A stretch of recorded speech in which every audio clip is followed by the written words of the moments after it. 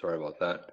We have a bull flag on the daily chart, and Friday is the buy signal bar. It's a wedge bull flag. On this day, we went down and up, down and up, down and up. And on the 5-minute chart, you can see the wedge, 1, 2, 3. So bear channel, bull flag, looking for trend resumption up.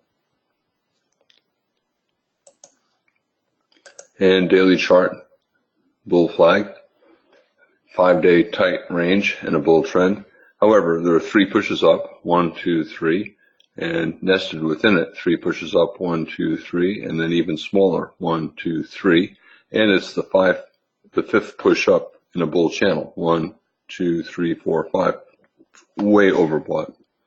Monthly chart, 11 months without a pullback, really, really unusual, and therefore either this month will trade below last month's low, not likely since there are only a few days left, or next month will trade below this month's low, or the month after will have a pullback. This channel is so tight, the odds are the first pullback will just last 1, 2, or 3 months, although it could be steep. Here a 1-month pullback, but the market fell 10%. I said the daily chart has a bull flag. The weekly chart had a doji bar last week, a small bear doji bar, after a bull breakout the week before. Therefore, this is a sell signal bar, and there's an increased chance of a bear trend this week, reversing the rally of 2 weeks ago and beginning a pullback down to these lows, maybe down to the March low. Weekly chart, sell signal. This is last week's low. The bears want to get below last week's low to trigger the sell signal on the weekly chart, and on the daily chart, the bulls want to get above Friday's high to trigger the buy signal on the daily chart. But 5 sideways bars, 4 more here. Odds are every day is going to be mostly a trend day. Eventually, one day we'll have a breakout. I think the upside is limited. Every time we broke above a prior high, we went sideways and down. Broke above a prior high, sideways a little bit down, broke above a high, sideways down, broke above a high, probably sideways and down. And therefore, I think the upside from here is limited, and that's why I bought puts and put spreads over here last week. And if we go 20 points higher, I'll probably buy more.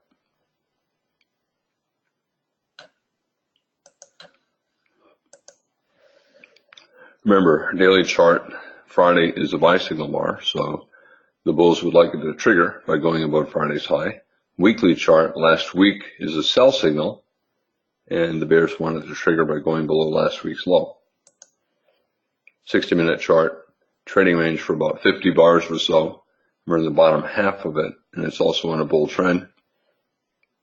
The bears really need a very strong reversal down to convert this from a bull trend to a bear trend, and they do not have it yet.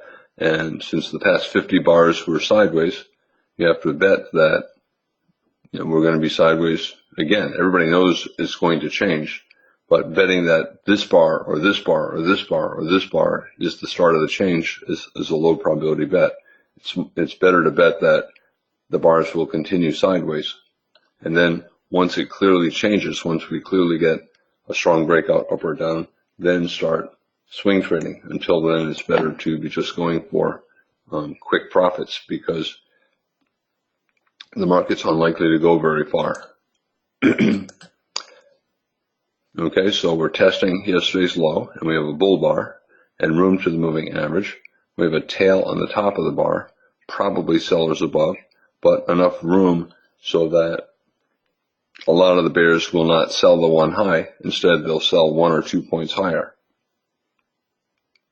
For the bulls, we reversed up here repeatedly on Friday, here, and then here, then here, here, here. And they're trying to get the reversal up again. They want an early low of the day. Globex market, we have a double top. We broke below the neckline, and we are reversing up. An expanding triangle, down, up, down, up, down.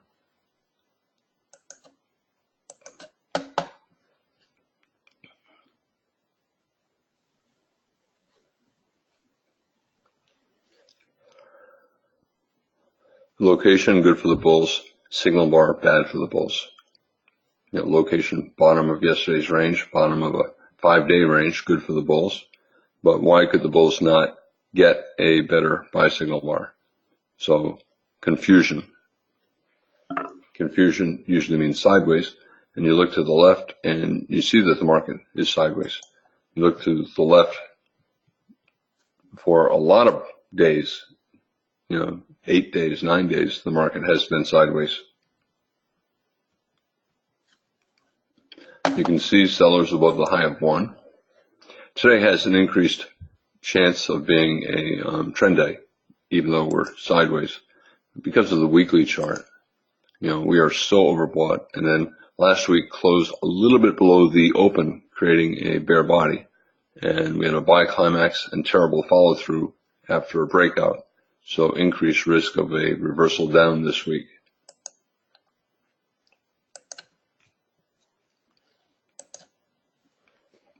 Not a good buy above 1, not a good sell below 1, not a good sell below 2. The math would be better for the bears if instead of a little gap down, we had a huge gap down and the first bar closed on its low. Then traders would correctly believe the odds of a big bear trend day were greater.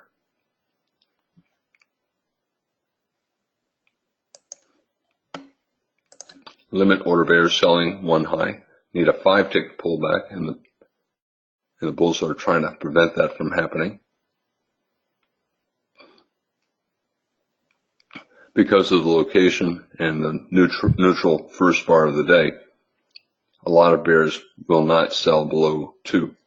They'll wait to see if we break strongly to the downside and then sell. Bears made money selling above 1. Bulls made money buying below 1. Actually, bulls have not yet made money. It has to bounce 5 ticks, and it's only bounced 4. For the bulls, a micro double bottom. We gapped down and rallied on 1. We sold off on 2, and we're bouncing up on 2. So a micro double bottom just above yesterday's low and just above last week's low. Okay, the bulls got their money. Limit order bulls, limit order bears both made money. Trading range behavior. Yesterday was a trading range. Last week was a trading range. Odds are today will be a trading range, despite the buy signal on the daily chart and the sell signal on the weekly chart.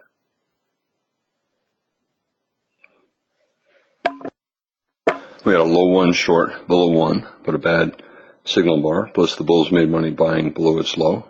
The bears trying to get a low 2 sell signal below 3, but this is a trading range open, and we're at the bottom of the range. A lot of bears will not take that short.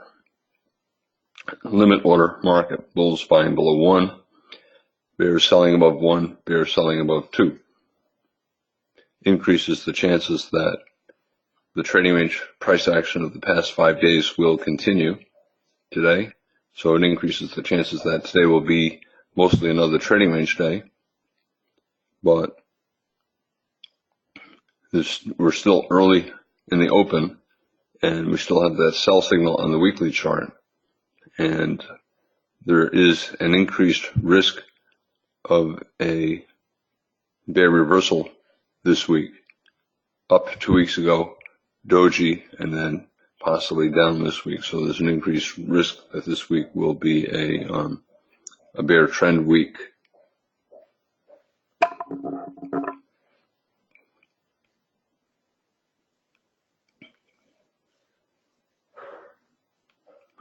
Suppose 3 closes on its low.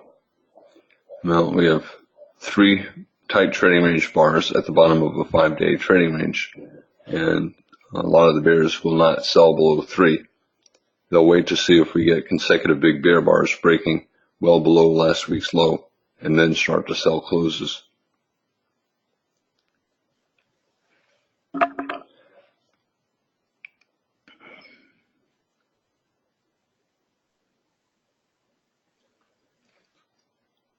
Friday, 6 hours within a 3 or 4 point range, and we're still in that range. That's the first 3 bars, so it's a 15-minute bar. And you can see, just like the first 5-minute bar, tail above. Location, great for the bulls. We're at the bottom of a 5-day trading range, but why could the bulls not create a better buy signal bar? We're still within yesterday's range, and this is still a trading range market. For the bears, it's a low 2 short. The low 1 had a bull body, bar 1, and the low 2 sell signal bar 2, has a bull body as well.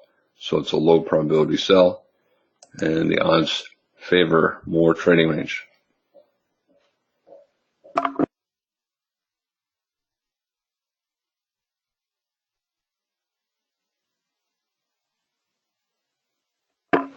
Sometimes you'll get very big trend days coming out of quiet opens like this.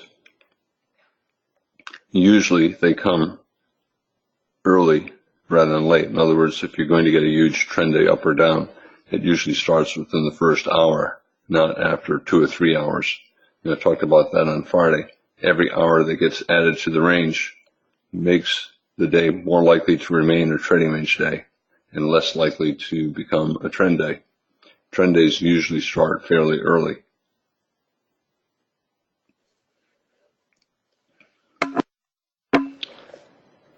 For the bears, opening reversal down from the moving average, but terrible sell signal bar and terrible location.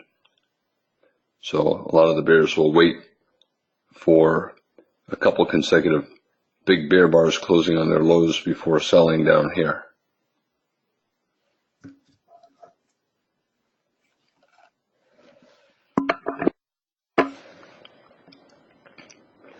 Weekly chart, sell signal bar, bear body, doji, failed breakout.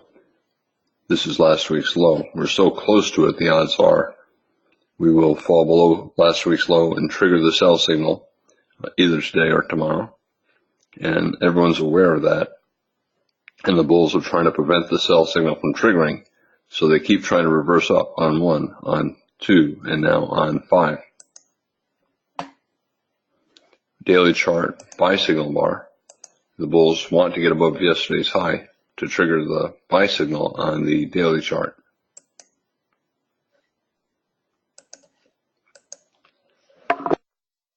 Suppose the bulls get a close near the high, bar 5.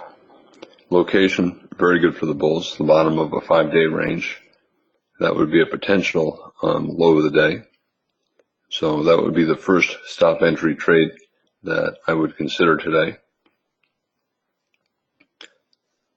Because we're reversing on every bar. We gapped down, we rallied, we went down, we went up, we went down, we were trying to go up again. It's still a limit order market, and that makes it a lower probability buy above 5. But the location is good, and you can argue a micro double bottom or a triple bottom or smaller time frame head and shoulders bottom. Left shoulder, the 1 low, we gapped down and rallied, and then the head, the 2 low, and now the right shoulder here.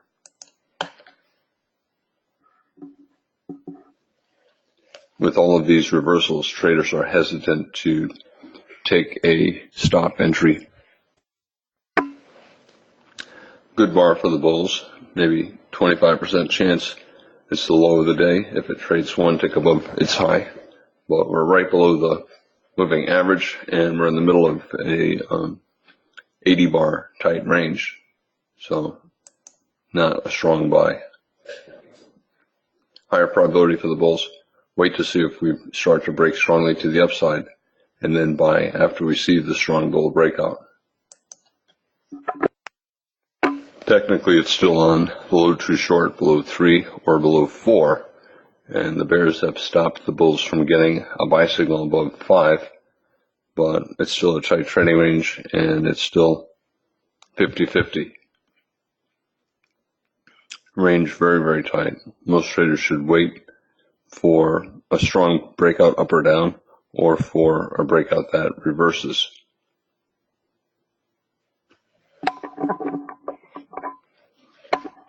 Obviously, I'm bearish over the next month or two. That's why I bought puts and put spreads. However, the weekly and monthly charts are so strongly bullish. The downside, if we do get a reversal, probably will only last two months, maybe 3 months. Low 1 triggered below 1, low 2 below 3, a low 3 triggered below 7. That probably increases the chances that if we get above 5, we'll rally. But traders are hesitant to trade with stop orders. We're 7 bars into the day, and stop order trades have not made a penny.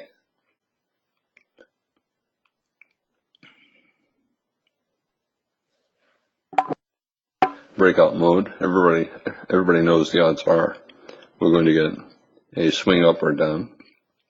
Slightly higher for the bulls because of location, but not much better than 50-50.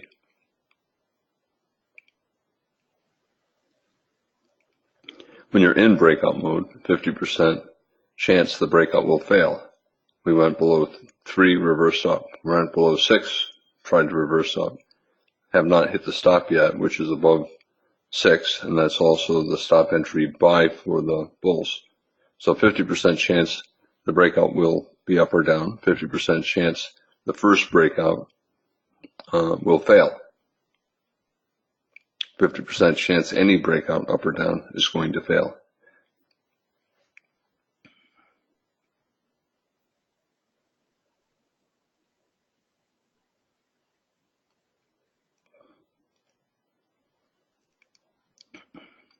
There's the breakout. Can the bulls get one very big bull bar or 2 decent consecutive bull bars, or will this bar reverse again? I think we're always in long. We've tried to sell off several times, and the location is good for the bulls, and they've had 4 or 5 bull bodies, so it's slightly more bullish than bearish. If the bears get a strong bear reversal bar here on 8, that would possibly be a sell signal.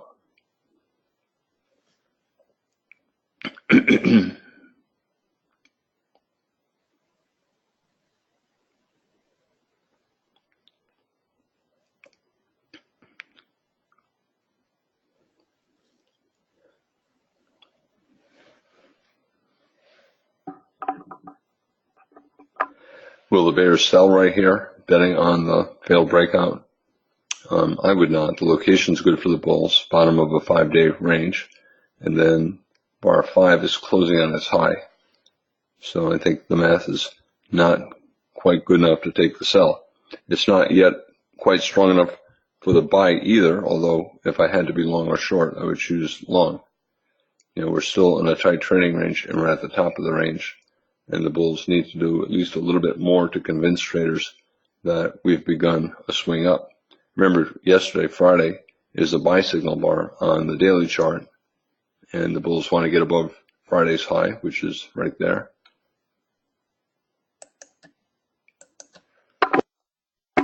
Bears trying to get the failed reversal, but I think we're always in long. Resistance, yesterday's close, yesterday's high, 60-minute moving average.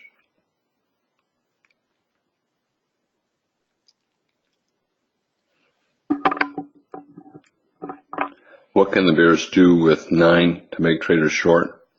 I think they would need to totally reverse 8.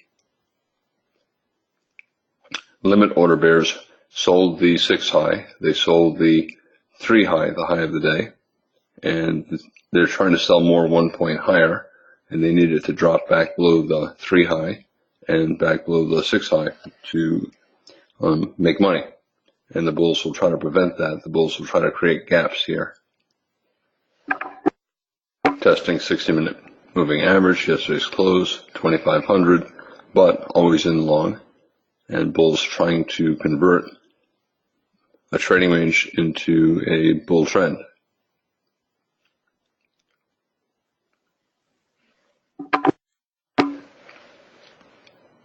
Will 9 be a bull bar? Will it be a big bull bar, increasing the chances that we've seen the low of the day?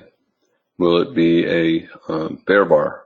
Will it close on its low? Will it have a 3 or 4 tick bear body, increasing the chances that this is a second leg trap, 2 legs up, 3 and 9? Right now, I think we're always in long, and the odds are we're going to go up above yesterday's high. Despite the resistance of yesterday's close and the 60-minute moving average.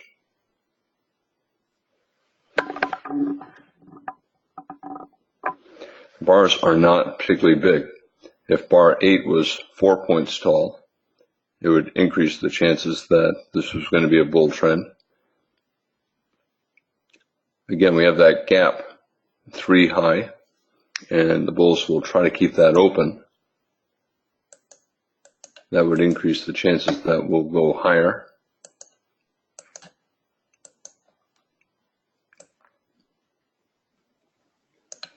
We had a gap here, that low, this high.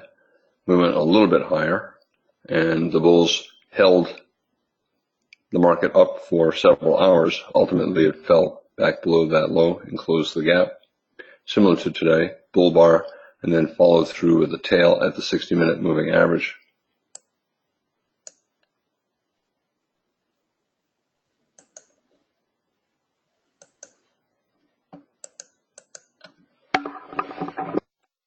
If it does pull back, bulls probably will buy at the 3 high and 1 or 2 ticks higher, trying to keep the gap open.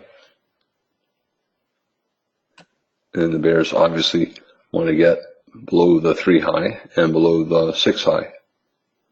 That would make it likely to be a trading range instead of a bull trend. If 10 closes on its low and has a 3 or a 4 tick bear body, a lot of the bulls will get out. They don't want to take the chance of a second leg trap, a strong second leg up, trying to be a breakout, but in a trading range day, and it fails.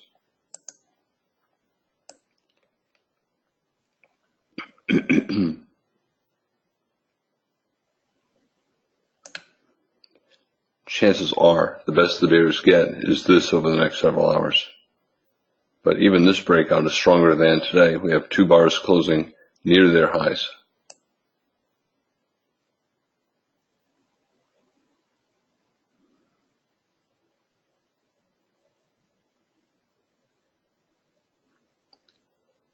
This is the concern.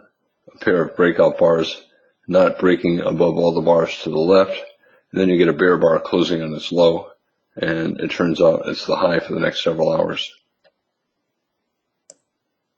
Broke back below the breakout point, the gap closed with this high, the gap with that high, it pulled back below the breakout points. And I think that's the discussion right now. Are we going to be in a trading range day, or are we in the early stages of a bull trend day? Same thing here. Leg 1 pullback, leg 2 failed to get above all the bars to the left, bear bars closing on their lows, and it ended up as a trading range. The odds are against a bear trend, but what we don't know is if this is going to be a bull trend or a trading range.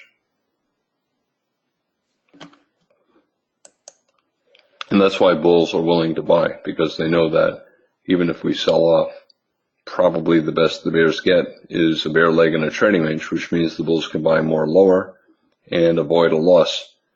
So they buy up here. If it keeps going up, they make money. If instead it comes down here, they buy more, betting that it'll come up far enough so that they could get out at the average entry price between their high buy and their low buy.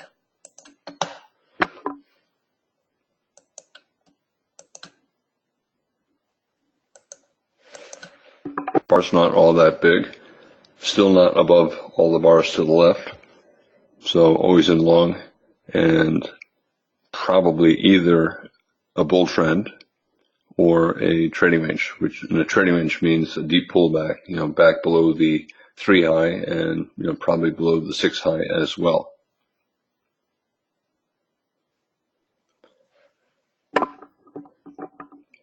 Getting near the end of the first hour, and so far a decent bull bar, but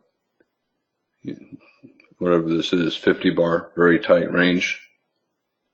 So not a good environment to bet that this is the start of a bull trend. Failed bear trend, failed bear trend, failed bull trend, failed bull trend, failed bull trend. Trading ranges resist change, and therefore attempts to break out up or down fail. Ultimately, one will succeed, but to bet that this is it, the one that's going to succeed, is a low probability bet.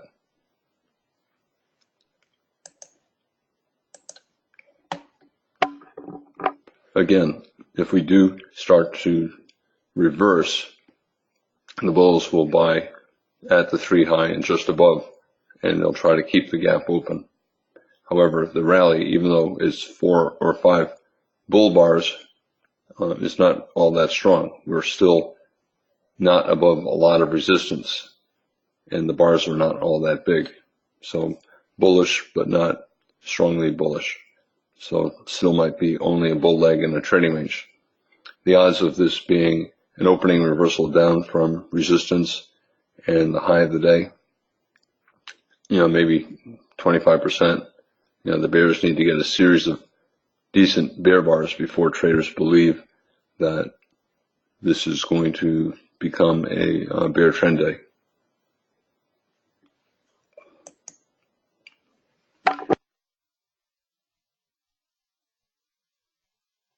Do the bulls get out?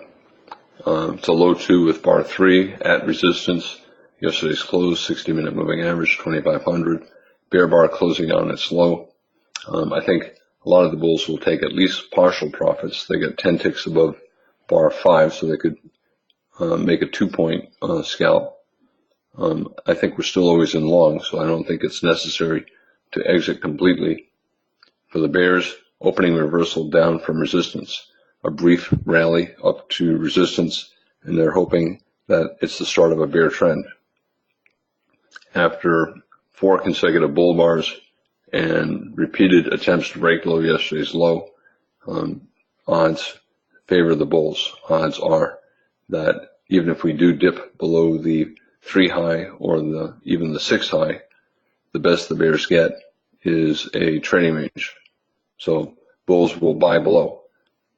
I would not buy the 11 low, but bulls will buy around the 3 high, and this would be the buy zone, around a 50% pullback. Stop for the bulls right now, probably below 5 or 7. If a bull is holding long, he has to be willing to hold through a deep pullback because he knows this might be a bull leg in a trading range and not the start of a bull trend. And so if he's still holding long, he needs to trade it like a trading range and use a trading range stop below 2 or below 5. How many bear bars do the bears need to convince traders that they've taken control and that this is a 2-leg trap, 2nd-leg trap, and the start of a bear trend day? They need more than this. Right now it looks like we're going to test the 3 high and maybe the 6 high. And if we get below the 6 high, then we're probably in a trading range. If we hold above the 6 high, it's still possible this could be a swing up. And for traders to believe it's going to be a bear trend day, I think the market has to get below 2, maybe below 5. This is that comparable day from a couple weeks ago. 2 legs up, 1 pullback 2, and then bear bars. And here's the breakout point. It fell below the breakout point, and the day became a trading range day. And that's what the market's deciding right now. Are we going to remain in a bull trend, or are we going to get a deep pullback and become a trading range day?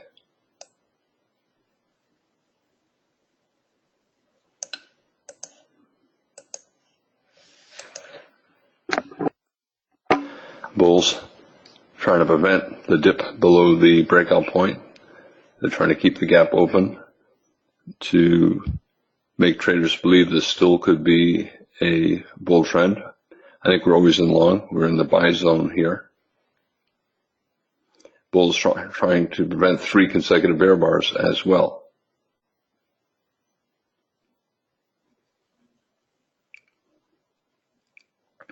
While the bears prefer a bear trend day, they know the odds are against it, and therefore their second goal is simply to prevent a bull trend day. So they're happy with a trading range, and that's what the market's deciding here.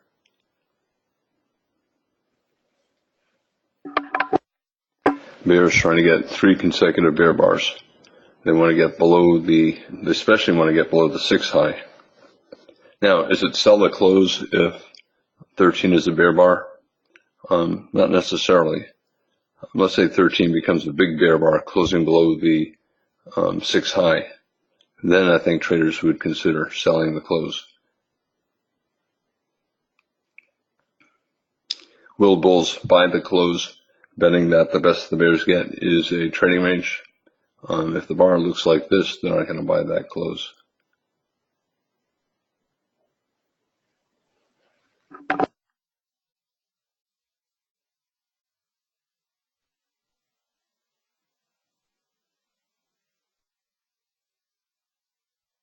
So probably trading range day, right? We fell below the 6 high. That's what I was talking about.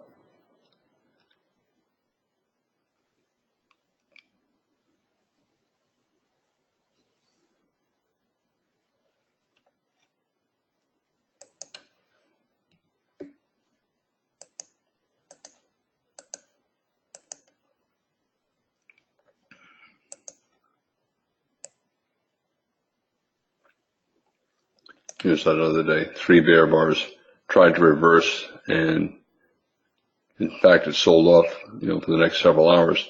Never got below the low of the day. Is this the comparable rally that reversed? I think this is probably more like it. 3 bear bars testing yesterday's close, testing yesterday's high.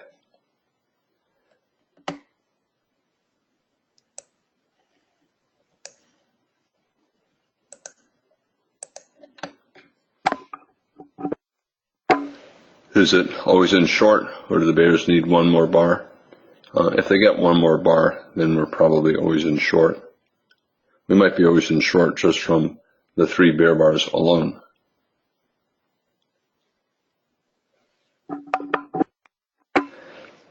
On the open, anytime there's a strong move up or down, 50% chance it reverses. And this is an example of that. Strong move up, and it reversed that resistance.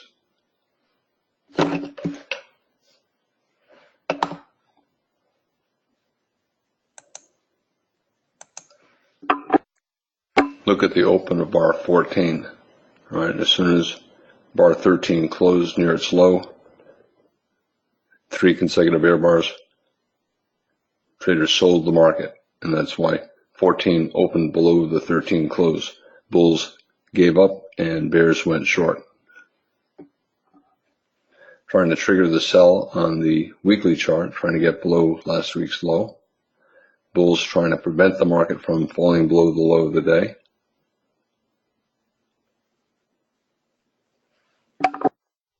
Trying to trigger the sell by going below the low of last week. Remember, last week was a small doji after a bull breakout, and we have a gap above this high. Bottom of a range, so some buying here, bears taking profits, but I think we're probably always in short. I don't know if it will fall for a measured move down. When you have a lot of trading range price action and the market goes one way and then tries to go the other way, a lot of times it'll fall for a measured move based upon the height of the high of the day to the open of the day.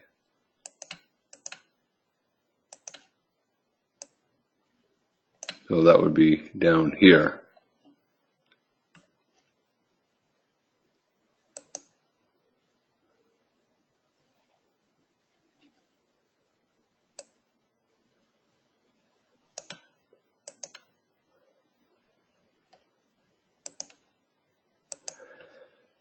Bears taking partial profits here, but always in short. Stop for the bears all the way up here now. Will the bulls buy here? I don't think so. This is 4 consecutive bear bars, each body getting bigger. Even though 14 is a sell climax, chances are if we try to reverse, we'll get a lower high and we'll get at least a small second leg down. Last week's low, obvious magnet.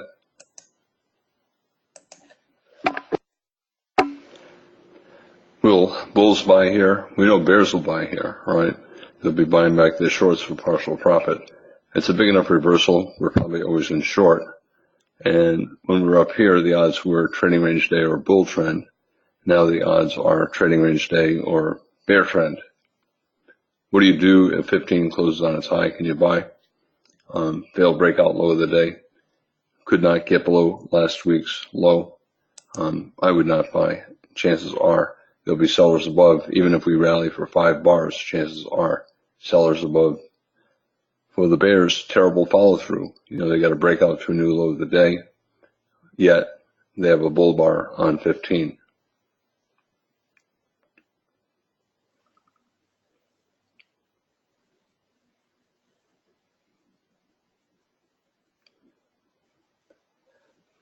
Weekly chart trying to trigger the sell signal. Very tight bull channel past 5 weeks.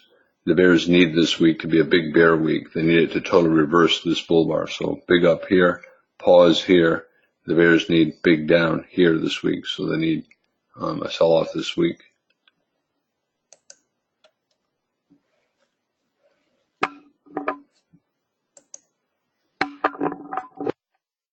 The reason why I have the measured move down marked off is we have a lot of trading range trading today and a lot of trading range trading for the past several days, and that increases the chances that this sell-off will be a bear leg in a trading range. And when you get the market going one way and then reversing, and you're thinking the day might be a trading range day, a lot of times it'll fall for a measured move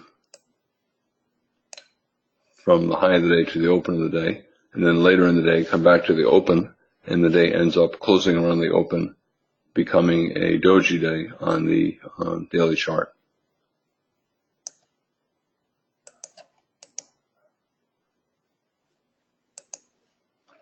Just triggered the sell signal on the weekly chart. Can the bulls buy above 16? I would not. Chances are there are sellers above. Suppose we go sideways for a few bars, then maybe the bulls will buy, but right now it's sell the close, sell for any reason. And with the bad follow through 15, a lot of bears taking profits and looking to sell a rally.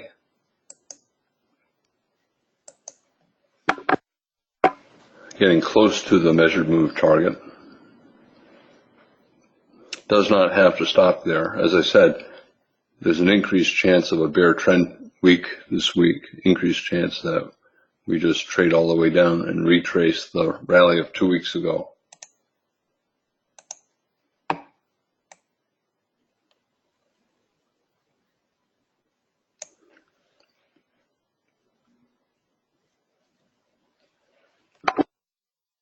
Some profit takers here thinking that it might be a trading range day and therefore might bounce at the measured move target.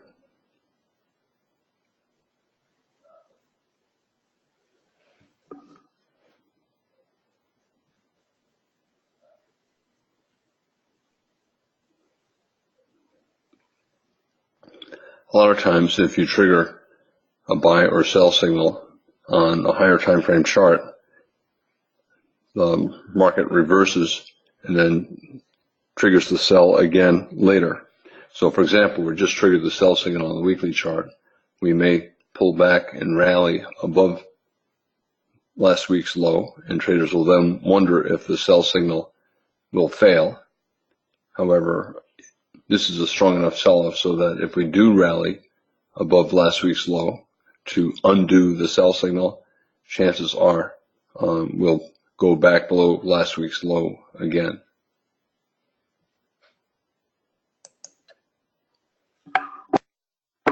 What do traders do here? It's still solid close, but it's fairly climactic. So we'll probably get a bounce or a pullback for a number of bars, 5 bars, maybe 10 bars. But it's still solid close, and we're getting near bar 18. This is bar 17. And by the close of bar 18, there's a 90% chance we've seen the high or low of the day.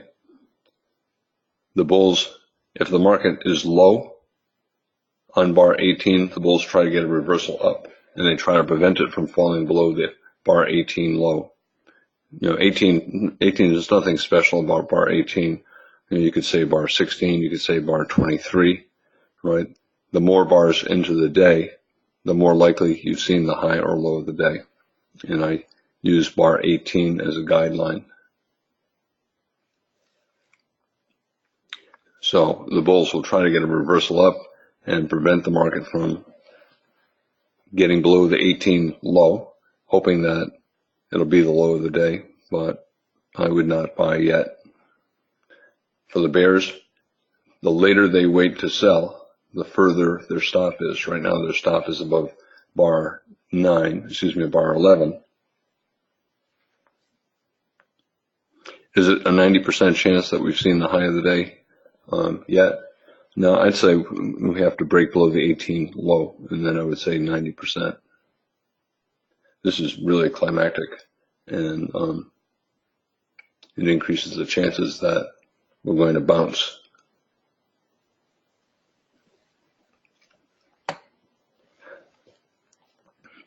Can you buy puts right here?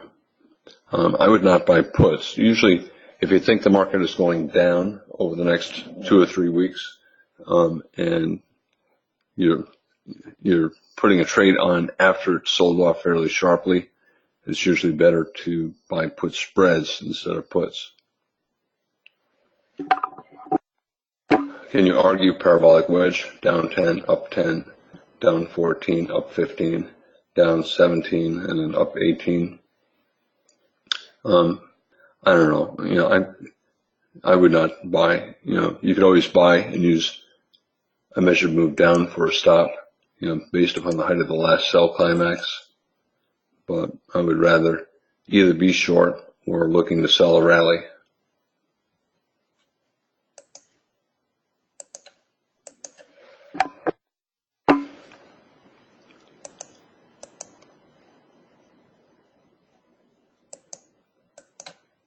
You can see there are a bunch of lows over here. I'm going to get rid of some of them. We have a gap down here, these pink lines, and then another gap here. Looks like a pretty good breakout. This is a 15-minute chart. Back to the 5-minute chart. So what happened? What news event happened? I don't care. I'm not going to bother looking. All I know is, I want to be short.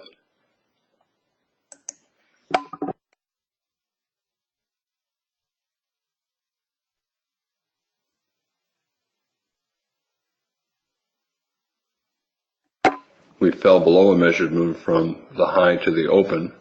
So then the next measured move would be from the high to the low, and that's exactly where we are.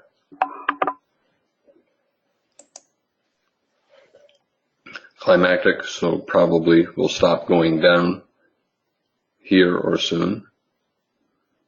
As I said, we might get back above last week's low to try to undo the weekly sell signal, but chances are there'll be sellers above. Still sell the close, but climactic and at a measured move target. I would rather take some profits here and then look to sell again higher. Also, we have a lot of bars in the sell to close trend.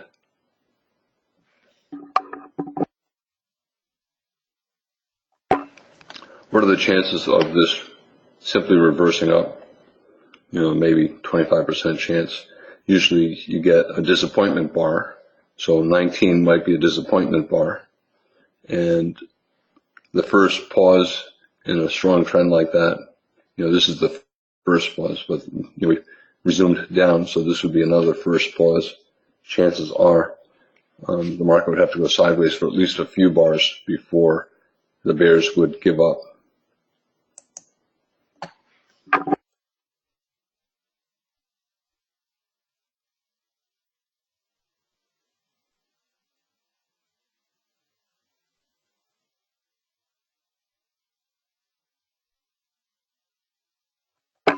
I have not taken any profits on my puts or put spreads. Next measured move based upon yesterday's range, yesterday's high, yesterday's low. We're already below that. 15-minute chart, maybe a measured move based upon that.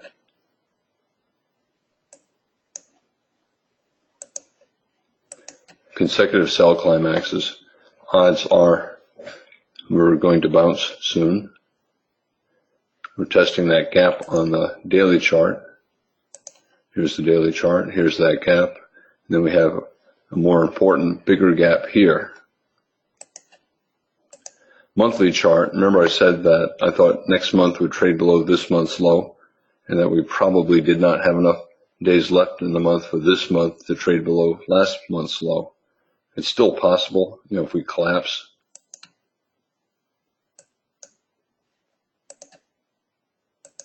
Here's back to the daily chart.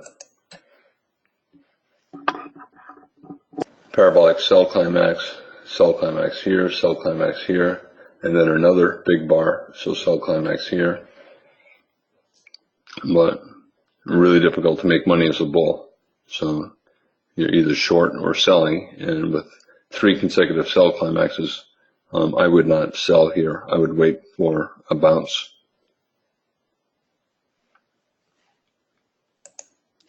$60-minute chart testing the August high.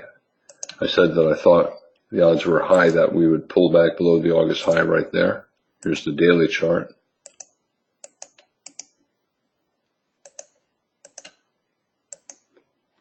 I said I thought we would come all the way down near here. The rally up here had a very deep pullback, close to these lows but held above. Trends tend to become weaker over time. This pullback retraced almost completely that rally. This pullback, I think, is going to fall below this low. It'll be the first break below a major higher low.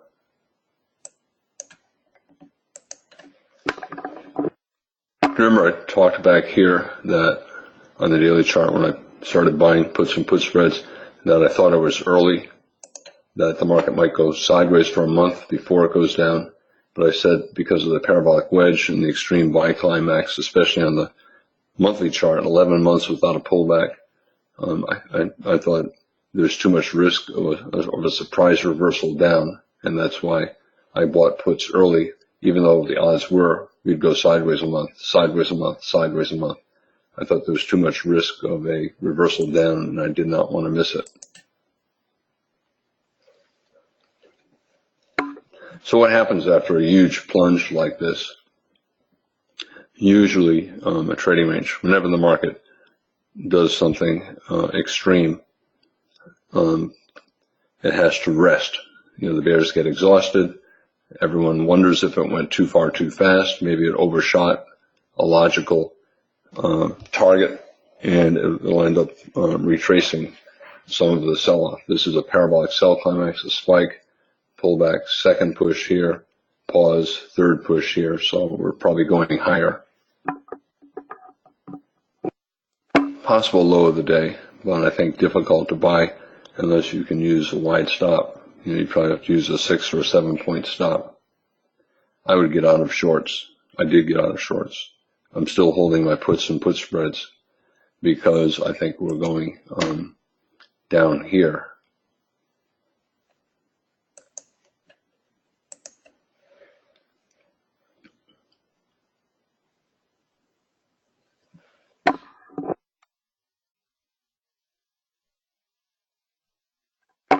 Sell the close, disappointment bar. So the bears who did sell the 19 close, they'll look at 20 and say, uh-oh, that's not what I wanted. I'm disappointed by this. I have to figure out how to get out without a loss. Some of those bears will sell more higher, like 2 points higher, right around where we are. I would not. This is so climactic, I would just get out of shorts. Can you buy on a stop here for a parabolic sell climax? If it closed on its high, the math is probably okay. I would not do it. I would get out of shorts and wait to see what we get.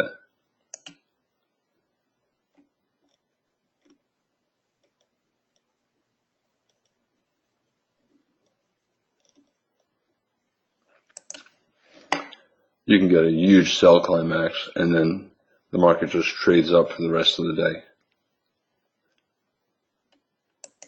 Are we going to get a second or third leg down?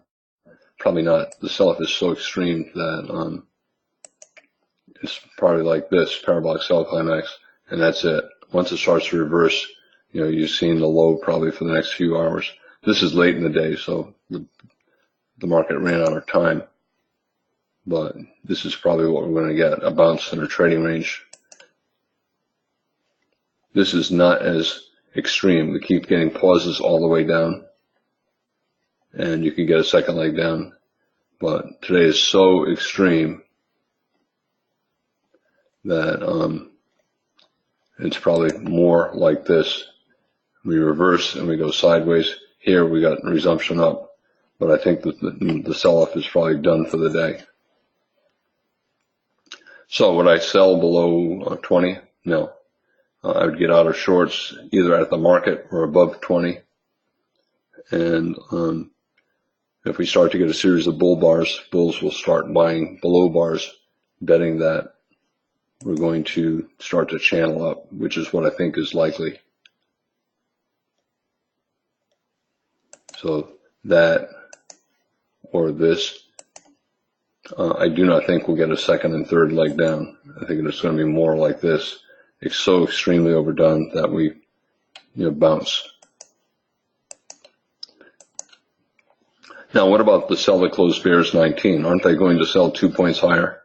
In this circumstance, because of the consecutive sell climaxes, 1, 2, 3, I would get out of shorts.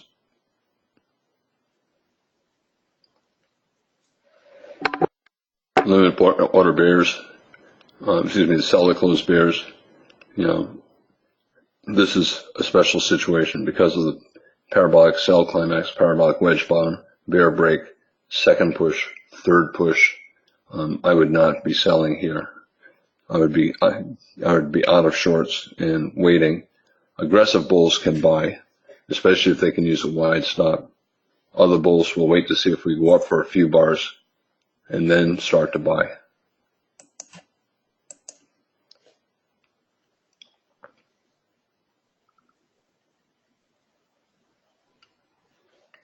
We broke below the low bar 18. In general, that means 90% chance we've seen the high of the day. Just by the size of the sell-off, there's a 90% chance we've seen the high of the day. Since I'm talking about a possible reversal, can we get all the way up to the high of the day?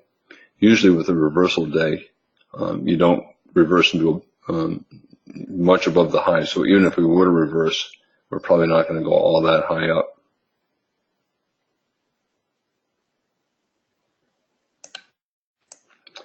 Reversal day, strong rally, never get above the high. Reversal day, strong rally, never get above the high. Reversal day, strong rally, never get above the high. Reversal day, rallied for 4 or 5 hours, got above the high, barely. If the sell-off is not very big, you can get a huge reversal up. Here, we sold off, and we went above the high, and we trended up all day. But when the sell-off is big, usually the best the bulls can hope to get is back to around the high of the day.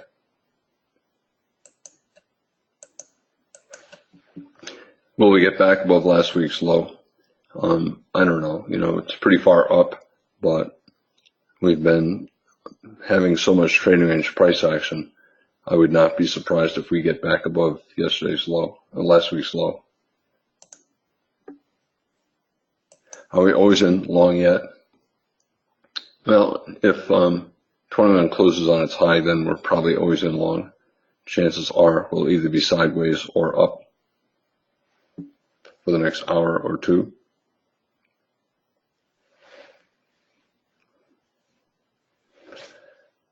We're also down at the daily moving average. It was support, support. It was resistance, resistance.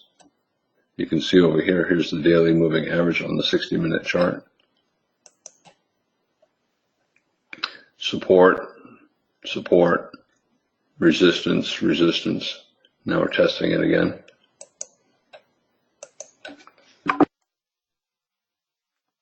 Probably always in long. Probably not a lot of bears willing to sell below 21.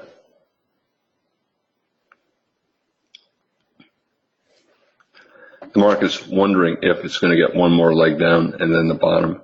But because of the parabolic sell climax, the three big bear bars, 1, 2, and 3, I think better than a 50-50 chance this is the low, and that we will not get another leg down. We will not get another new low. It can happen, especially if the daily chart is becoming a bear trend. You know, it keeps trying to form bottoms and ignores all the bottoms, and it just keeps collapsing. But with the parabolic sell climax, I think more likely we're going to go sideways to up. We'll start doing that. Or that, or that. This is probably the closest sample because of how strongly down that is.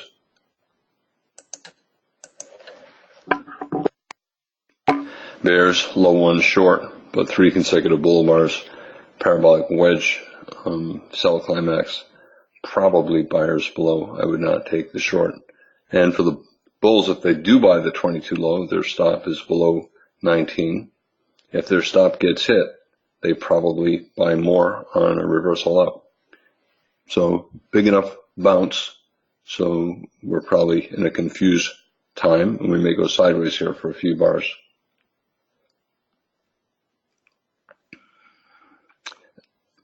Normally, I would not be talking about buying in a situation like this, but because of the parabolic wedge, 14, 17, and 19, the odds are we're going to be sideways, at a minimum, sideways for an hour or two, and possibly a channel for the next several hours.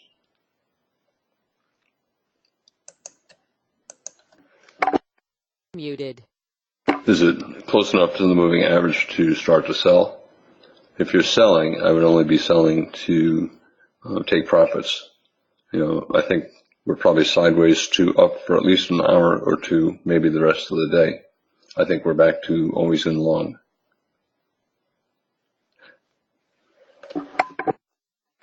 Now, when you have what should be a minor reversal after such a strong sell-off, how can you get a major reversal out of it? Usually what happens is you get a pullback at some point that retraces at least a third of the rally, and you get a higher low major trend reversal like this. So up strongly, higher low major trend reversal. Big reversal, higher low major trend reversal. So minor reversal and then a higher low major reversal. Minor reversal and then major reversal. Minor reversal and then a higher low major reversal at some point.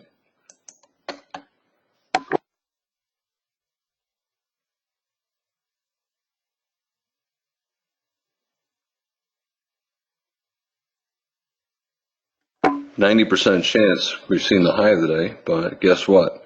Probably 70% chance we've also seen the low of the day. What do you do right here? I would not sell, and if I were long, I would take some off around the moving average, even though we're always in long, and we're probably sideways to up, possibly the rest of the day, but probably at least for an hour or two. Close of the second hour, big bear breakout, close below the low of the past 30 or 40 bars, but big tail reversing up from a test of the August high and of the daily moving average. The August high might be the most important thing. We fell below support, the breakout point, and the buyers bought. Can bears sell here and use a wide stop and scale in, betting on a trading range, maybe a second leg trap in a bear channel? They probably can, but I think it's probably easier to make money looking to buy reversal attempts. This is a low 2. 22 is a high probability buy. 25 is a lower probability buy, but I still think we're always in long. We've probably seen the low of the day. And the best the bears get is something like this, a couple bear bars, and then we'll get a higher low major trend reversal.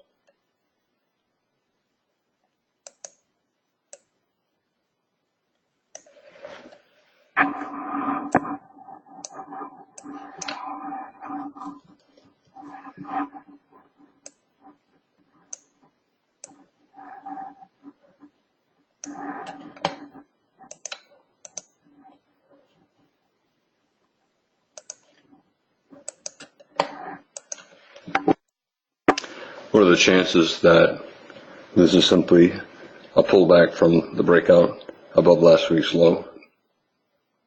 Maybe 30% right now. So 30% chance this is the start of a swing down.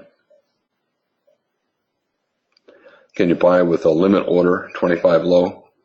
If it closes near its low like this, I would not. I would wait. So I would not sell. And if the bar looks like this when it closes, I would wait. If it closes like this, we'll probably get another bar or two down. Will it fall far enough for stop entry scalpers to make money? It might. I'm not willing to take the short. I'm looking to buy again. In this example, you can see we had a couple bear bars. Second one had a tail on the bottom. We have a breakout here above these bear bars, and we pulled back below the bear bars. So, you expect some sideways trading here, so probably some sideways trading. Here's the breakout point. The bulls are trying to keep the gap open, 23 high. I don't know whether or not they'll keep the gap open, but I think we're going sideways to up, at least for another hour or two. 30% chance this is going to be a low 2, and then we just sell off from here.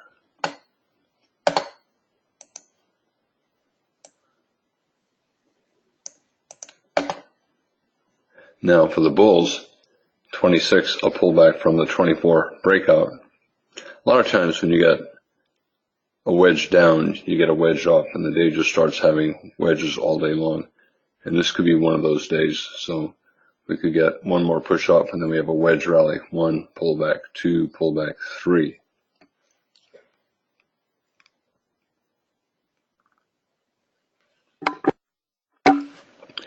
Big down, big up, big confusion, probably sideways a little bit here.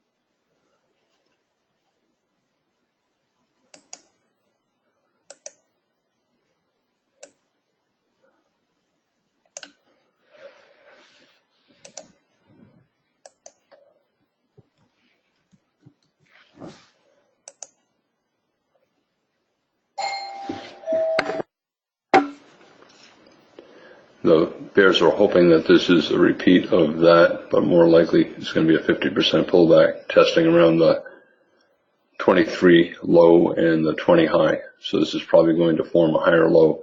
Despite 3 bear bars, we might get 1 more bear bar. Odds are against a collapse, more likely. It's big down, big up, big confusion. Now we're doing big down and probably start to go sideways here soon. Is it sell the close? I would not. Is it buy the close?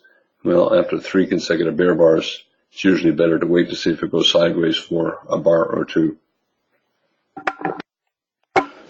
Bears want to get back below the August high, the blue line, and the bulls want to get back above last week's low, the blue line up here. And chances are we're going to be in a trading range for the next hour or 2. 4 consecutive bear bars, good for the bears, but 4 bull bars here, probably a trading range. And the easy money is probably done. We may go back to a limit order market, like a trending trading range day, upper range here from yesterday, and then a breakout lasting a few bars, and then another trading range. Remember, theoretically, you have sell the close bears 19, selling more below a bear bar 25, and their break-even point is the midpoint between those 2 prices, which is right here. So chances are, since it was reasonable to sell the 19 close and sell more below 25, those bears will probably be able to avoid a loss. So we'll probably dip at least a tick below this line, but we're pretty low down. I would not be selling down here. This is into the buy zone. However, we're probably going to go sideways. I always think this is interesting. When you have sell the close bears 19, although I said I would be buying back shorts there, not selling. It's still reasonable to do it. And the bears then will look to sell more below a bear bar. I'm just checking to see if I have the prices exact. So they sell that close, they sell more below this bear bar, and it would be filled there. And this is their average entry price. I still think the odds are we're going to dip below this line, because whenever traders do something that's reasonable and they manage correctly, scale in, use a wide stop, they can typically avoid a loss. So the bears who did sell here, to avoid a loss, they needed to fall 1 tick below that line, and chances are that's what it will do.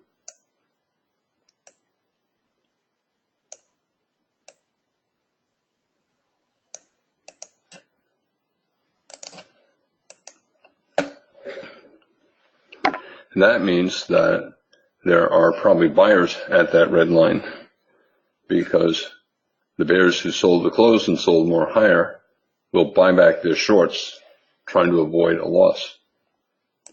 So you get the bears buying, and the bulls know that as well. It's also around a 50% pullback. So you got bulls buying down here also.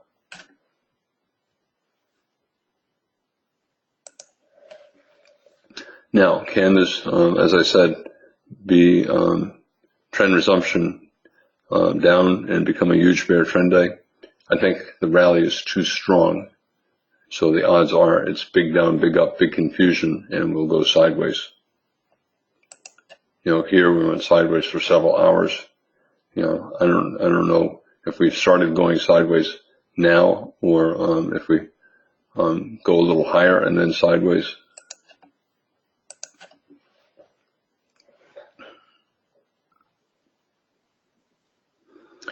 Remember, those scale in bears are trying to get out at this red line. At least some of them are. And if it starts to turn up, they'll simply buy back their shorts and take a loss. They'll make a small profit here, and they'll have a loss over here. Bulls want the double bottom 23, and it's around a 50% pullback.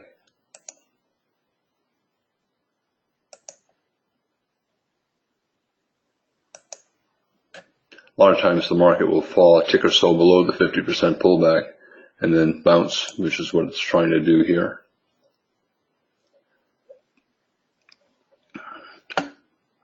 Five consecutive bear bars, unlikely to go straight up, so probably a lot of confusion and sideways here. Bears will probably sell around the 25 low, and scalp and bulls who bought the 25 low and 1 point lower, 2 points lower, are going to be looking to sell up there as well. So just like you have reasons for bulls and bears to buy here, you have reasons for bulls and bears to sell up here. Higher low major trend reversal, 5 consecutive bear bars, probably the bulls will need at least some kind of a double bottom. So lots of reasons for the market to go sideways here for the next 5 or 10 bars.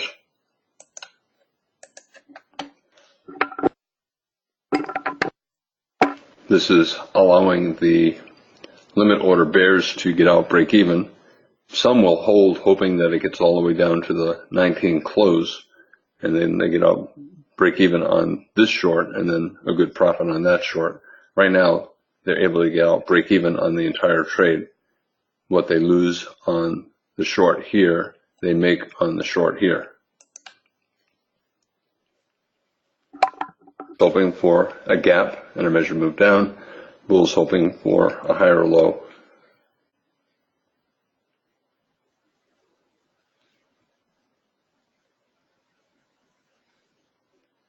More likely we'll get a higher low and we'll start to go sideways.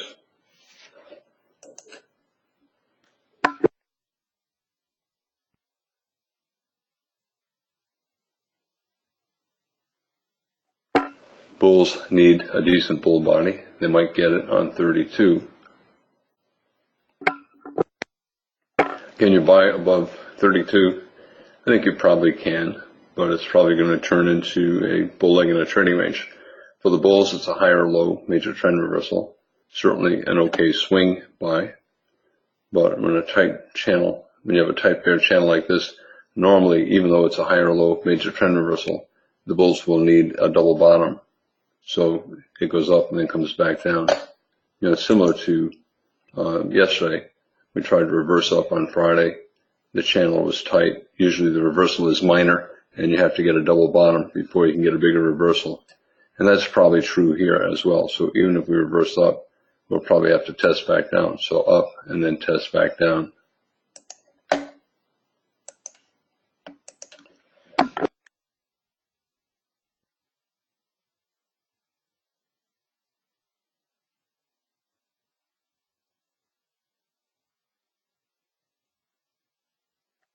If it's not a decent bull bar, a lot of bulls will wait.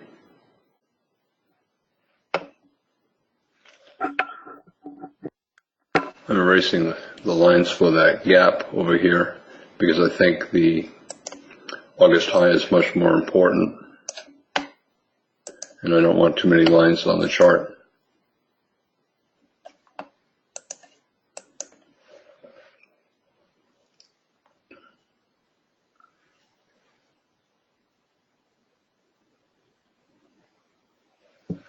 It's interesting, bar 24 was the close of the second hour, and as soon as the bar closed, traders sold. 60-minute chart. As soon as you can see that the open of the third hour is at the close of the second hour. The bears have a big bear bar, a close below the low of the past 30 bars or so, and that's all they cared about, even with the big tail, and they immediately sold. And that's why after a big bull bar 24, we sold off. We're in the buy zone, but we're getting way too many bear bars, and the bulls don't want to buy it. They want to see it go sideways a little bit first. The reason I'm not more bullish is because of the higher time frame charts. You know, we have the potential for a big down week this week, reversing the up week from 2 weeks ago. And the monthly chart is so extremely overbought that the odds are we're going to start trading below the low of the prior month. So either this month goes below last month's low, not likely, not enough days left, or next month goes below this month's low, which is likely. And this month's low is still about 30 or 40 points below where we are. So that means sometime over the next month we'll probably fall at least 30 or 40 points.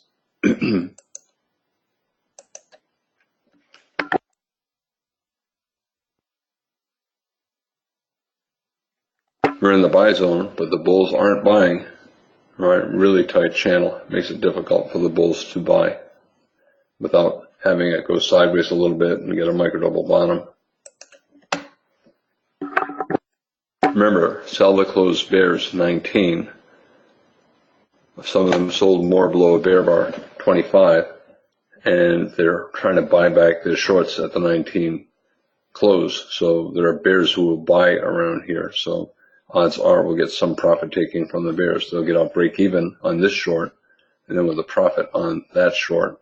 So that's another reason why we'll probably bounce here. Is it possible that these bears will hold short? Probably not. They're so relieved to be able to get out break even after such a big rally. Chances are they'll buy back their shorts. So chances are we'll get some bears buying here.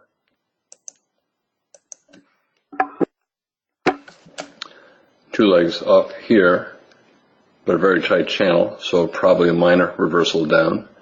Two legs down here, very tight channel. Probably if we reverse up, it'll be a minor reversal up.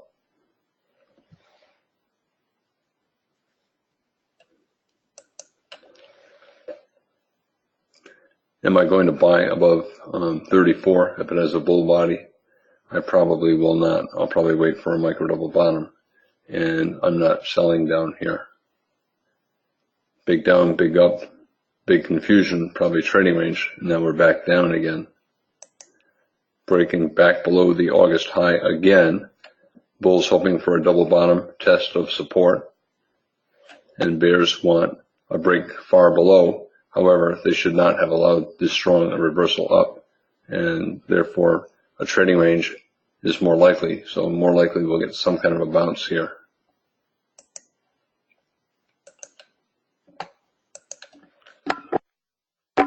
Bull body, but a doji. So not many bulls willing to take that buy.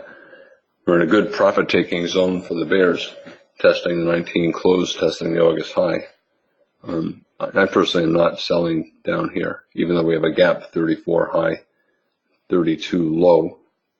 Markets deciding what to do with support.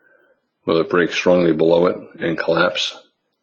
Less likely, or will it bounce? More likely.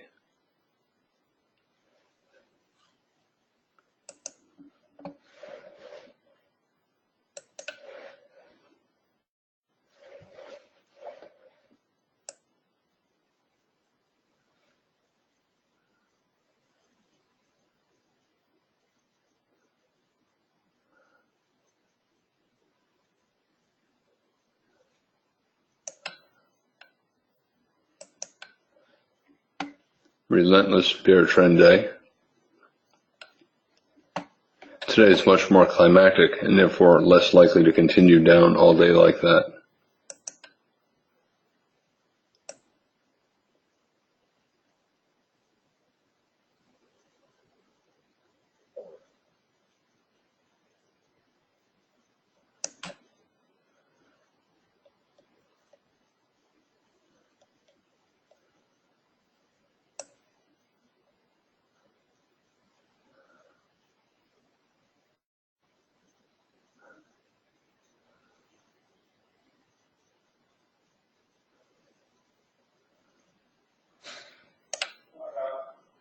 Yeah, outside up in the buy zone. So it looks like the sell the closed bears 19 used this sell off to buy back their shorts. And, they scaled in here. So looks like we might bounce, target the top of the most recent sell climax, which would be the 31 high. It would also be about a 50% pullback and a test of the moving average. What about buying outside up 35, 34? Arguing it's a micro double bottom. I don't know. We're in the buy zone, but not a very good looking buy signal bar 34. I would get out of shorts, but I don't know that the math is all that good to take the buy. Bull bar closing on its high, good for the bulls. If a bull bought here, his stop is below 35. But very tight channel. it makes it likely we're not going to go up very far without going sideways. For the bulls, higher, low, major trend reversal. But when a channel is that tight, usually you need to get a double bottom like yesterday. Fairly tight channel, reverse up. Usually you need a double bottom before you can go much higher.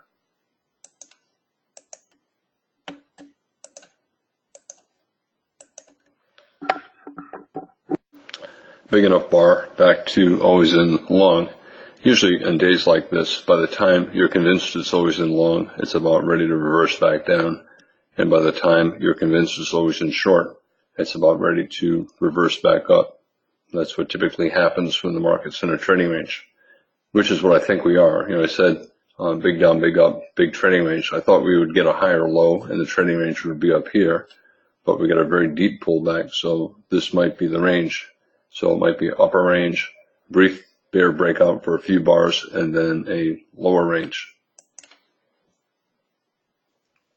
Bears want to prevent it from going back above the moving average, but we're twice finding support at the August high, and we have a big reversal up here. It looks like a trending trading range, upper range that started yesterday, brief breakout, and then a lower range. Would I short here at the moving average? The bears sold 24. I would not. It's a big enough reversal up here so that probably there'll be buyers below on any small reversal down. So right now it's confusing. As far as my puts and put spreads go, I'm holding them, thinking that we'll get a deeper pullback. Here's the spider. So I'm thinking that we may come somewhere down here, below 245, but we may go sideways for a month or more, and we may even go to a new high before we come down here. E-mini testing the breakout point. So there's some buying here, but they closed the gap. The market pulled back below that high. It'll be interesting today to see how the day closes. It's not likely that we'll get this, but it's still possible.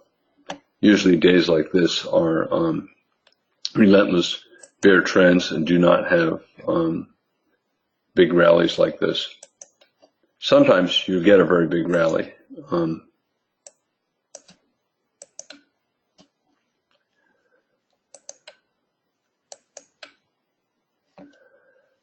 Here we have an 8.5 point rally, yet it still formed a double top bear flag. And today, we have about a 8 point rally. So, there's precedent that sometimes you can get even an 8 point rally and then a big sell-off.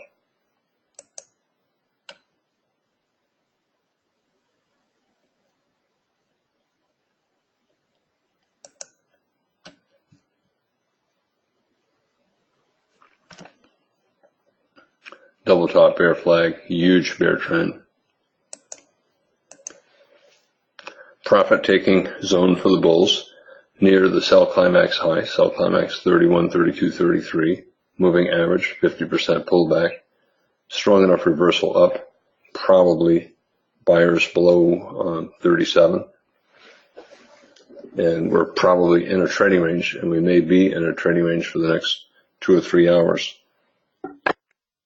Let's say 37 is a strong bear bar closing on its low. The reversal up 35, 36, strong enough, probably buyers below. However, if the bar closes on its low, like 25, just like I said, bulls would not buy there. They'll not buy below 37 if it closes on its low or has only a 1 tick tail below. And for the bears, I think it's an aggressive short. We have 2 decent bull bars here, probably buyers below, and therefore low probability short, even though it's another reversal down at the moving average. Let's see what the bar looks like. We have 10 seconds left. Will it have a 2 tick tail, increasing the chances of buyers below, or will it close on its low, reducing the chances of buyers below? Okay, so 1 tick tail, It's enough so that I personally would not buy the 37 low. However, I still think buyers below. We're getting a double bottom at major support, the August high. So I don't want to sell here. Let's say we go sideways and get a micro double top with a second decent sell signal bar. That could erase the bullishness of 35.36, but we do not have that yet. 36, the close of the third hour, a bear bar, so a follow through after the first hour's breakout, but just like the first hour, big tail below, and that increases the chances of sideways and reduces the chances of down.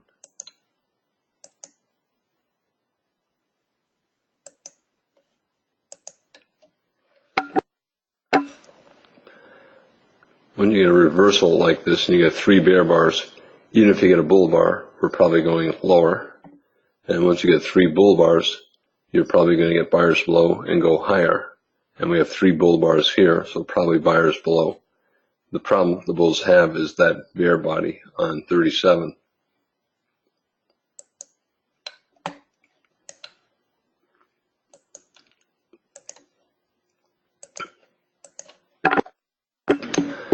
I had some technicians here. They're gone now. Anyway, nobody wanted to sell below 37. And we got to pop up. I don't know if we get back above last week's low today. We might. It's a weekly chart, so it's possible we might take a few days to get above it. Now, what about a lower high here? And buy the closed bulls 24, buy the closed bulls 24, buy more above a bull bar 35, and then try to get out, break even around there. While it's possible we get a double bottom breakout, measure move up to the high of the day, I think more likely this is a trading range.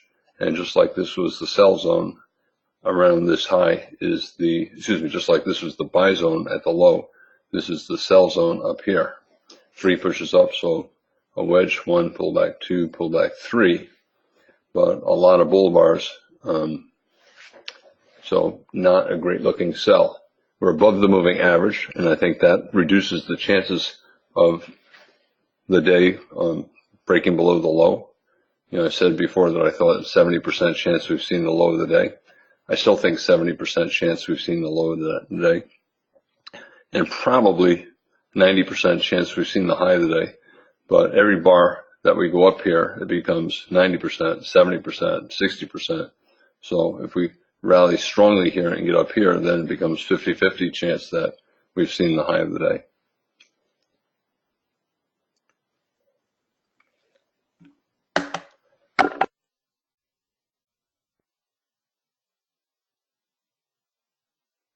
What do you do here?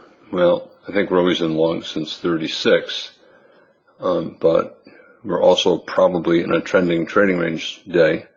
So I would be getting out of longs or looking for a reversal down to get out of longs. And to get short, I would want the market to go sideways for a few bars. We have a gap 39 low. Measured move up would be right near last week's low. When we have all of these reversals, I'm looking to buy low and I tend to scalp, and I'm looking to sell high and I tend to scalp. But I'm slightly more bullish than bearish, and I think we're probably going to get back above last week's low either today or tomorrow.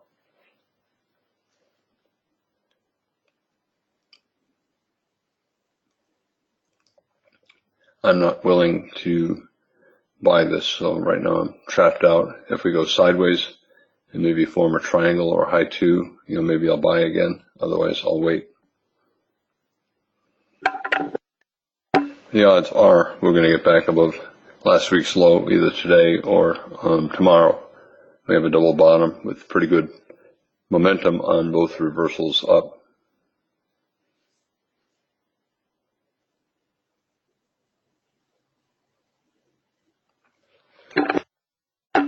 Trying to get smaller doji bars, probably entering a tight range here. magnet above last week's low, magnet below the August high, but we reversed up twice strongly from the August low. So I think we're probably not going to fall below the 35 low. We may test down near it, but I think we're not going to fall below it. What we don't know yet is whether we'll reverse all the way back up to the open of the day, which we still might. And the day could end up being another big doji day on the daily chart like this. We sold off and got all the way back to the open. We sold off. We're fairly close to the open. Slightly more bullish than bearish, but testing resistance and starting to get doji bars, 40, 42, 43. So not strong buying up here. And if you're buying up here, I think you have to be willing to buy more lower. Just like I said with 19, if you sold it, you may have to sit through a big reversal. Up here, if you bought it, you had to sit through a big reversal down. So if you're buying up here, same thing. You have to be able to sit through a big reversal down. Do I think we'll get a big reversal down? No, we're starting to get small doji bars, so we're probably entering a tight range here. Limit order bears need one more tick to make money. They'll probably get it. We saw this gap, 39 low. You know, it's probably a magnet. It's also around a 50% pullback. Probably mostly sideways here for the next few bars. Limit order market. Can you buy the 44 low? It's probably okay, but if you're buying for any reason, 40 high, 43 high, 44 low, I still think you need to stop below 35. Right now, I think we're getting a little bit late in the day. I do not think we'll come all the way down to the 35 low, but we might. Sometimes you get surprisingly deep pullbacks here. We tested the 4 low here and tested it again here. But today we're already later in the day. This high was at 32. This high is at 42. So I think it's less likely that we'll get all the way down there. What I don't know is if we'll get back above last week's low and back to the open of the day.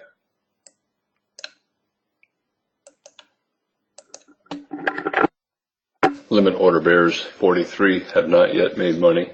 They probably will. You can see we're entering a tight trading range. And when that's the case, even if it's always in long, chances are traders make money selling above, buying below. Near the top of a likely trading range, traders are unwilling to buy. 2 bull bars, bear bar, bull bar with tail, doji. So this looks like it's probably going to pull back. It looks like a bull leg and what will be a trading range. Not a good sell. Small pullback bull trend. You got a 10 bar bull micro channel, 13, 14 bar bull micro channel, but might pull back, maybe to the gap, 39 low. Still always in long. Might remain always in long for the rest of the day.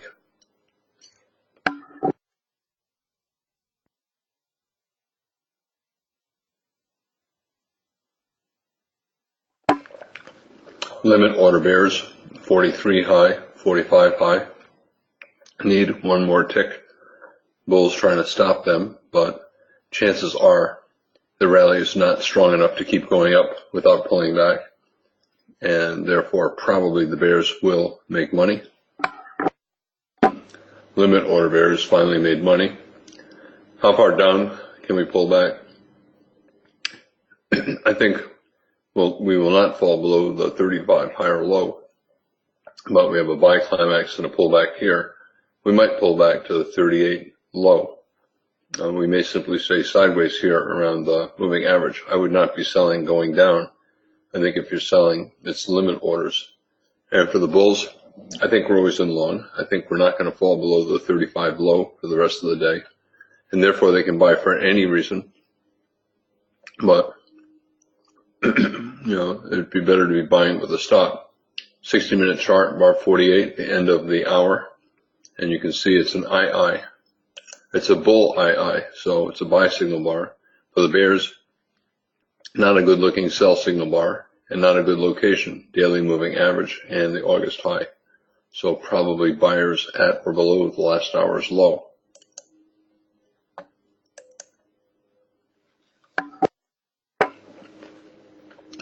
Bulls trying to hold the moving average. I'm not opposed to buying here, but if you do, I think your stop is down here because we could pull back a lot more. Probably more in the limit order market. Bulls buying below bars, bears selling above, and both scalping. Always in long. Bulls trying to get a failed bear breakout and a move back above last week's low. Not a great stop entry short unless you were willing to use a wide stop, but not a great stop entry buy unless you're willing to use a wide stop. I would not sell the 46 high. It's a failed breakout below a double bottom. You can call it a high 3, high 1, high 2, high 3. Obvious magnet above. We're testing the gap, 37 high, reversing up, probably going higher. Limit order bears might be trying to sell 1 point above 46. Would I sell the 46 high? I would not. Bears hoping that this rally is a wedge.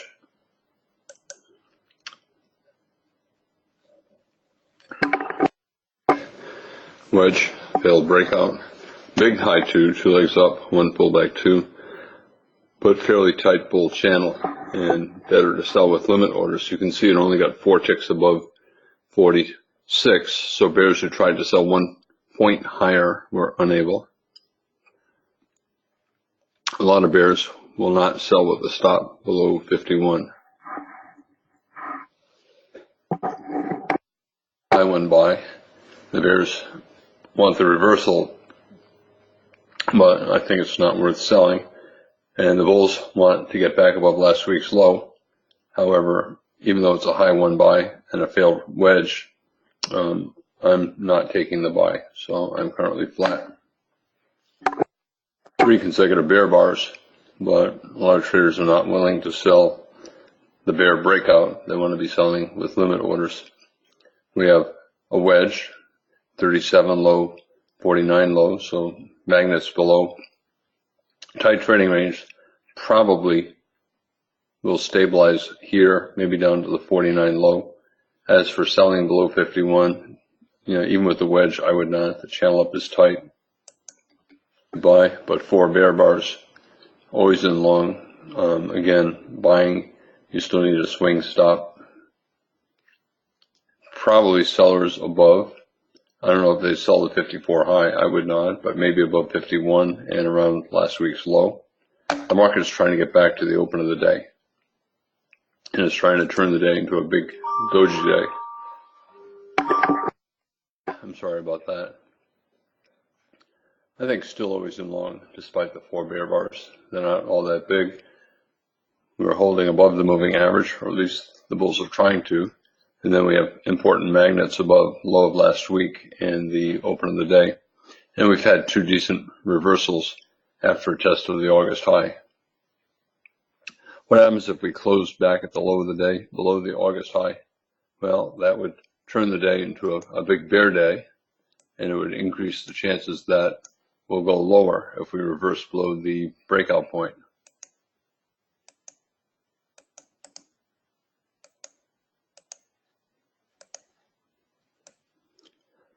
Looks like we're going to close above the breakout point and with the tail on the chart, and we might be doing this again for the next couple of weeks, maybe this for the next couple of weeks.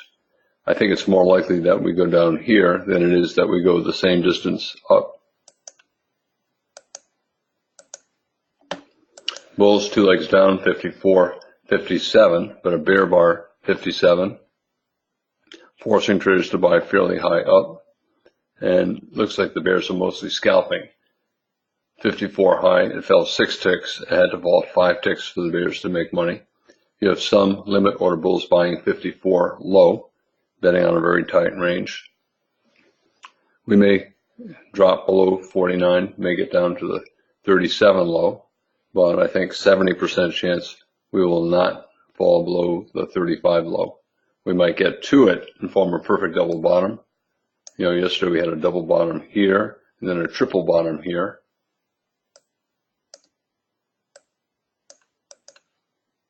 Still always in long. Stop for the bulls, probably at least 2 or 3 ticks below 37. better below 35. Two bigger legs down, 54, 57, still always in long, and the bulls still want to get above last week's low. I still think it's more likely than not that we'll get there today, but instead we might just stay here, maybe testing 49 low or 37 low. Less likely we'll break to the downside from a big low too short, leg one, pullback, leg two. More likely the best the bears get is a trading range, and the best the bulls get is the close back up near the open.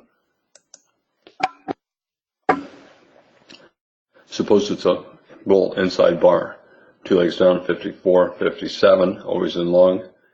Not a great buy, fairly tight bear channel, but if you buy, I would use a swing stop, at least a couple ticks below 37 and better below 35. And for the bears, nobody wants to sell down here. We've been in a tight range for 17, 18 bars, and we're in the lower half. Plus, we're always in long, holding above the moving average. So not many people willing to sell. Bulls trying to get a bull flag, bears trying to get a bear break below the bull flag and a measured move down. It doesn't matter if the bears come down to the 38 low or down to the 35 low. I think the market is still always in long, and probably 70% chance we've seen the low of the day, and probably 80 or 90% chance we've seen the high of the day. Therefore, we probably will not fall below here and not rally above here. A lot of room for a trading range here. Probably buyers 48 low because we're in a trading range. We have a gap up 38, bears trying to get a gap down 60, and then a measured move down. More likely there'll be buyers below 49 and we'll go sideways. Theoretically, you had limit order bears selling the 37 high and scaling in higher, selling below bear bar 51, and we're right back down to that 37 high, and those limit order bears will probably be taking profits here. Another bear bar, only one bull bar in the past 9 bars, 10 bars, but the bear bars are not big, and they're not closing on their lows, and therefore this sell-off is probably a bear leg in what will end up as a trading range. We're falling below support here and here. Next target is here. Probably will not fall below 35.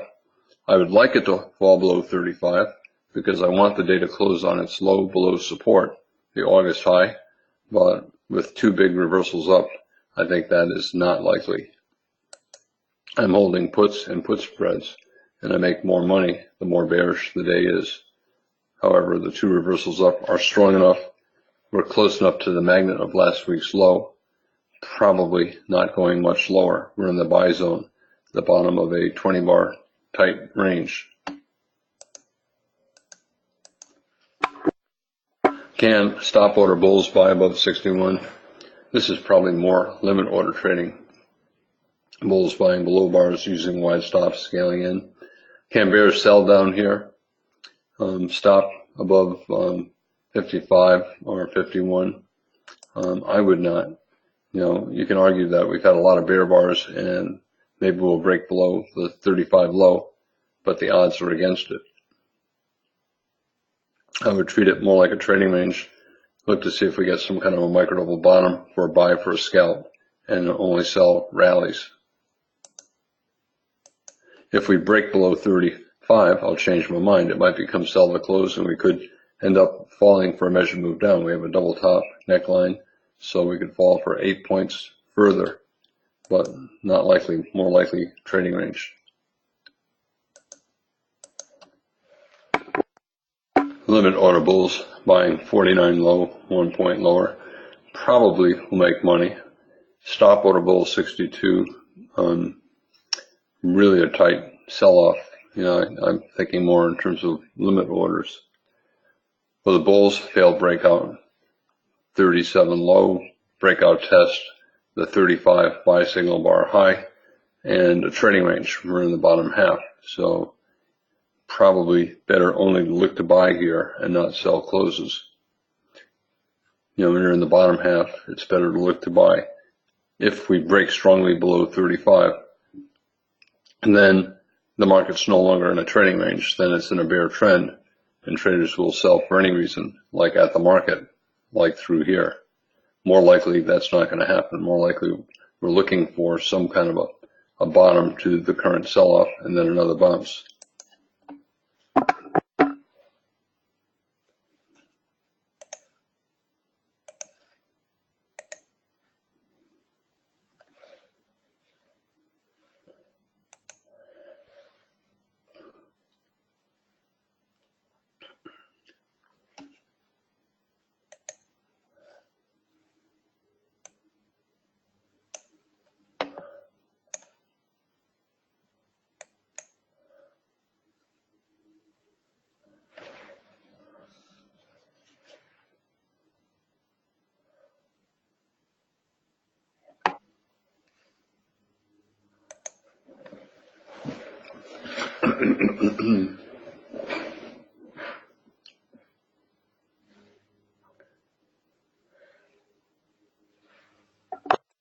Bears want the gap. Limit order bulls need to get one tick above 49 low.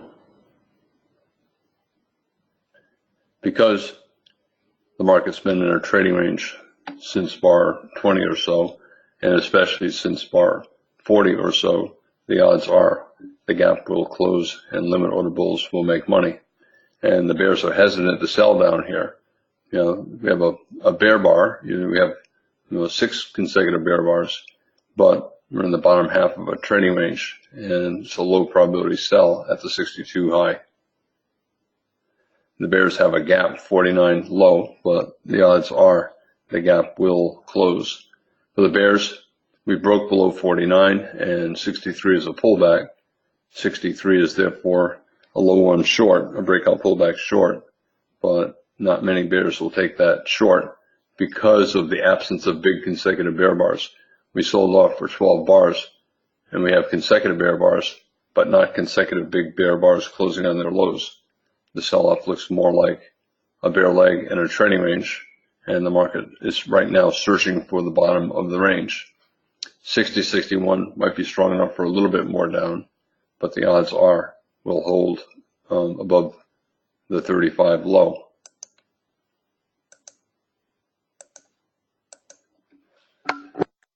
Some profit taking from the limit order bulls who bought 49 1 point lower or simply 1 point lower. Probably a minor reversal after this many bear bars, but I said that here as well, yet we went all the way up to above the 25 high. And it's a trading range, so you can argue it's a minor reversal. However, this could also go all the way up there. I think it'll probably form a lower high. It dropped pretty far down, and we only have one bull bar in the past 14 bars or so.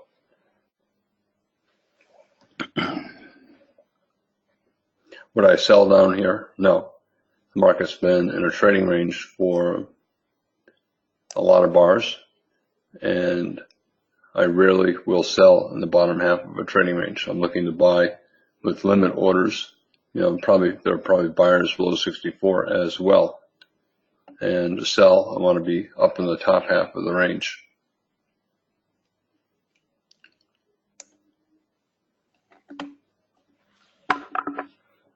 Right now, the market's just going sideways, and then it will decide to do at the end. It'll decide what it wants to do before the end of the day. Will it close below the August 8th high, the breakout point, which would be more bearish? Will it close below the moving average, more bearish? Or will it close with a big tail on the bottom, well above the August 8th high, less bearish? Weekly chart, the bears want a reversal. They want the market to totally reverse 2 weeks ago. They want this week to be a big bear week. We're early in the week. We have a lot more time. So we could go sideways for a couple of days and still close at the low of 2 weeks ago and create a reversal. So there's no rush for this to sell off.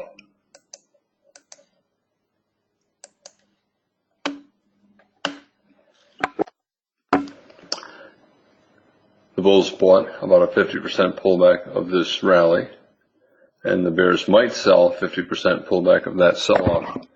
Despite whatever, 12 bars down, I still think we're always in long.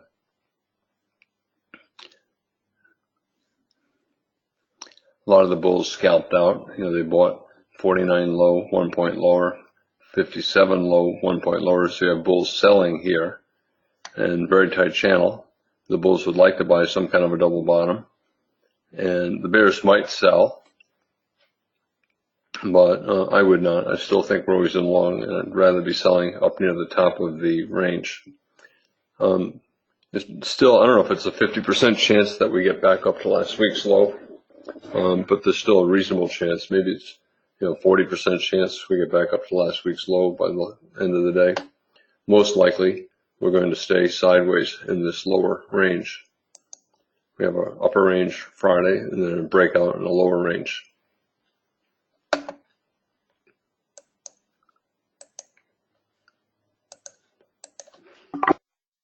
It's interesting. I have an identical computer on the side where I do my trading, and the mouse just locked up on that computer as well.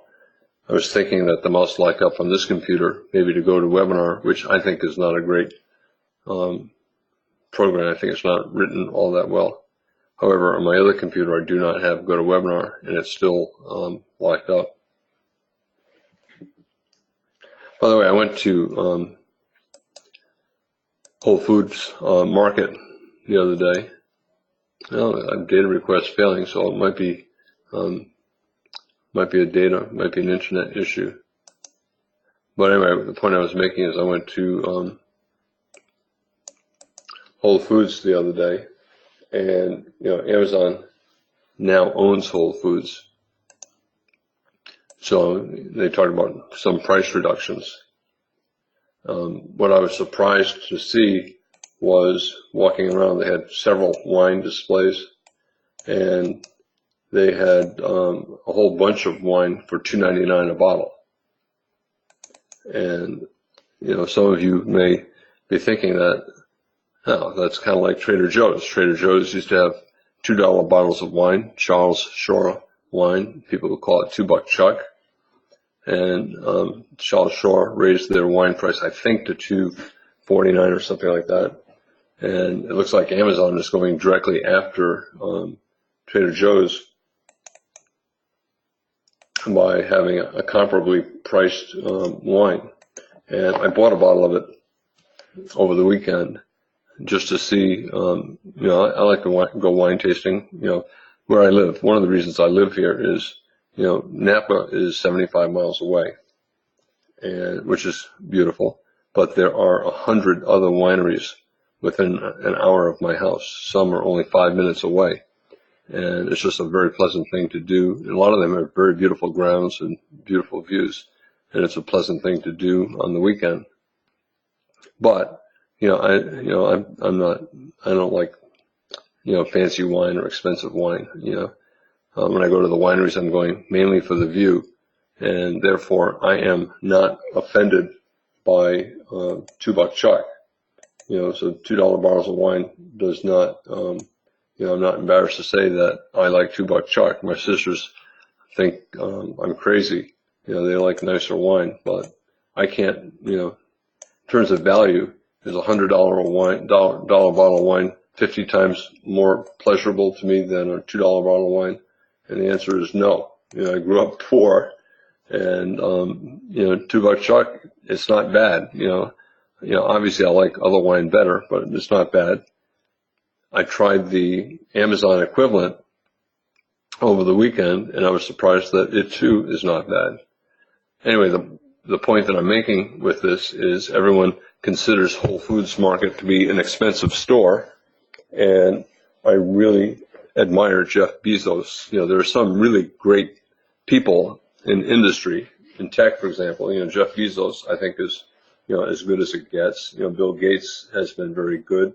Zuckerberg is very good. Sheryl Sandberg is very good. There are a whole bunch of really good people out there. And so whenever Bezos does something, I pay attention. And I think he's a very, very smart guy, and I think he's a very thoughtful guy, and I think he is a visionary. I think he's very good at seeing what the world will be like down the road. So when he takes over Whole Foods, I pay attention. Also, another thing, I go to Whole Foods sometimes, and I believe it was more crowded yesterday than it normally is on a Sunday night. And that makes me think that even though he's lowering the price, he's increasing gross sales. So whatever he's doing, it's bringing in more customers, which I always enjoy seeing businesses run well, and I especially like innovation, and I especially like it when I see things working, when somebody makes a change and it works, and Whole Foods is working. Their price per item, a lot of the items are still expensive. A lot of the cheese that I buy is like $20 a pound. But, a lot of other things are cheaper. They have really good looking heirloom tomatoes for $4.99 a pound. So, and that used to be more expensive. A lot of things, they've reduced the price. And it makes me happy to go in there and just see them taking a good product and making it better. And I'm intrigued by them trying to compete more with Trader Joe's. I don't know if you ever go to Trader Joe's, but it's an absolutely incredible store. There are Trader Joe's throughout California, and there's one a couple of miles from my house. And I just love going there. It's just totally packed. I don't know how much business they do, but they bring in an absolutely amazing amount of money. And I don't buy a lot of stuff there, but I enjoy going there. And more than anything, just to see the business, that there are so many customers buying there.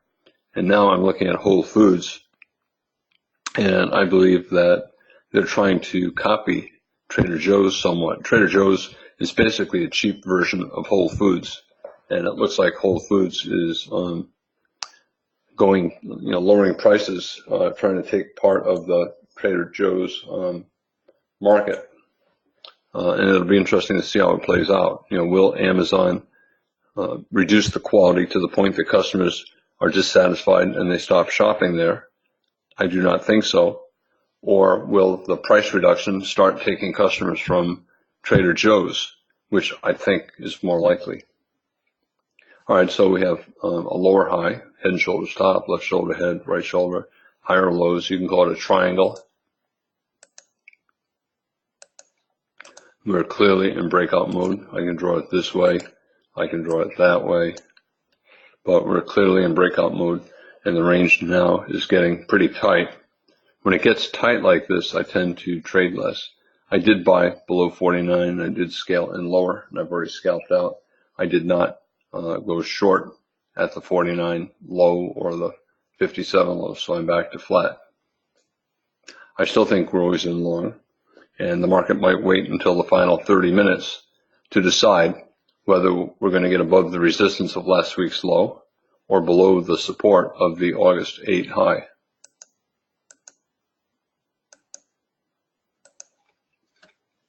Or stay in between. It's slightly, even though we sold off dramatically on the open, I still think we've had two very strong reversals up, and this sell-off is not as strong as the reversals up. I think we're therefore still always in long, but I'm not willing to swing trade right now because of the past 25 bars trading range behavior. I'm going to turn the screen off for a second and close out that daily window, that workspace, and reopen it and see if it fixes the data request problems. I don't know if my microphone was off, but I was saying that a lot of the tech giants have been tremendous market leaders. Apple, Amazon, but they're turning down. Facebook, look at that. Microsoft, right? So something's going on here. You can see I have this data request failed, yet I'm still getting prices. Apple, as I said many times, monthly chart is at the top of a channel. And, when I hear bullish people on TV, I'm thinking they're just not looking at the charts correctly. Yes, I agree it's strongly up. It was strongly up here, but it sold off 30%, 40%. And I heard, Carter Worth on options action over the weekend or Friday said that Apple's never going to sell off 5%. And whenever somebody says never going to do something, they are immediately wrong, right? Because no matter what you think the market can or cannot do, as soon as you say the market cannot do something, I think you're either exaggerating or you're stupid. And a lot of the times you hear people on television say never, and most of them are stupid. NVIDIA, same thing, selling out strongly. Apple, I drew this channel in, here's monthly chart. I drew it in months ago, expecting that we would fail here, especially if we had some kind of a micro double top, which we did. So when I hear Carter Worth saying Apple's never going to fall 50% again, he's wrong. I'm totally convinced Apple's going to fall 50% again. I doubt this is going to be a 50% correction, but I'm totally confident that Apple is going to correct 50% again. I don't know if it'll be in the next year or two, but I totally believe it will correct. You could have said the same thing when Jack Welch was the chairman of GE. Okay, there's a monthly chart of GE. You could say, well, GE is never going to fall 50%. Jack Welch is just too good. And, it sold off like 80% here. And, it could easily fall 50% from here, so, I just don't, here it sold off another, 75%.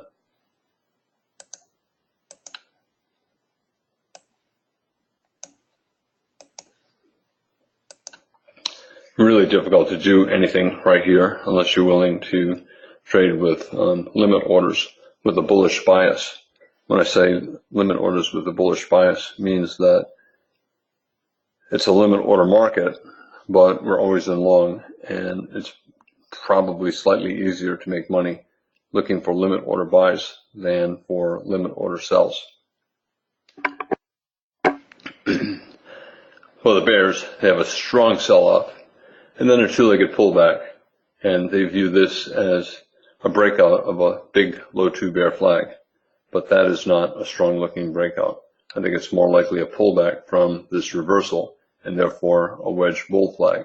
3 pushes down, 1, 2, 3. This is the breakout of that bull flag, and this is the pullback, and this is an attempt at trend resumption. And for the bears, it's the exact opposite. A big low two bear flag, breakout, and then a pullback into another bear flag. In the middle of the range, right between the resistance and the support, going sideways, I am currently flat, hoping that we get either a buy the close or sell the close finish.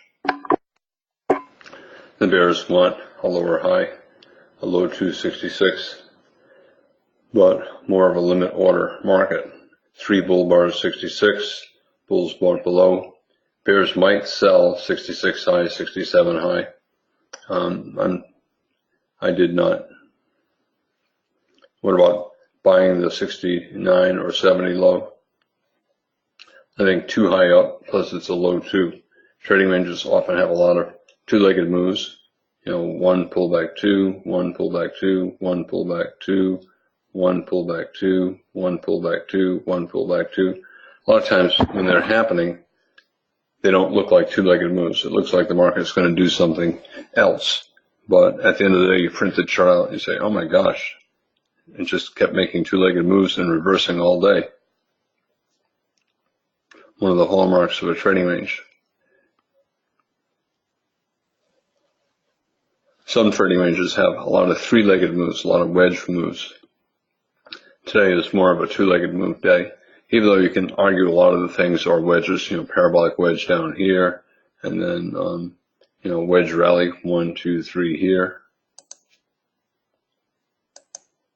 60-minute chart, a wedge bull flag, reversed up, trying to reverse up.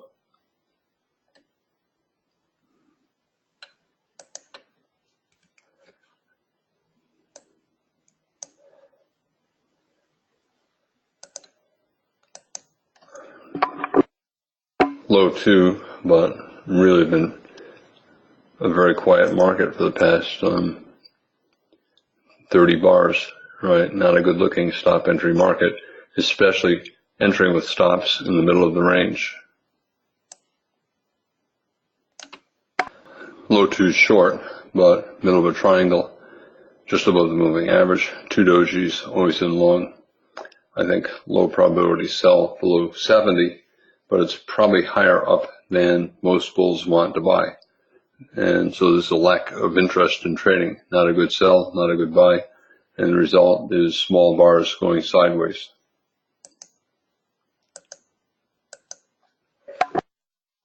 Bulls trying to get above last week's low and back to the open of the day to turn the day into a doji bar on the daily chart, reversing up from the daily moving average and especially the August high, a pullback below the breakout point. Good bar for the bulls, possible gap, possible measured move up, which would take us back to around the open.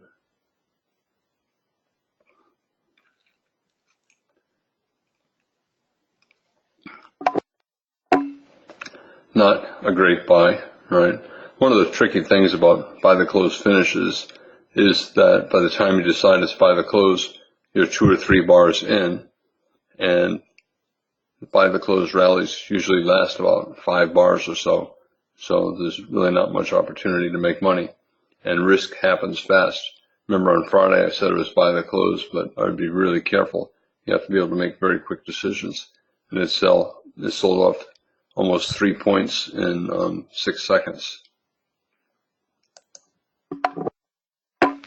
Bears double top. You can call it a triple top with the 24 high, we have a breakout 24 reverse, breakout 50 reverse, breakout 71, and the bears want the reversal again. We're so close to a couple magnets above, I would not take the short.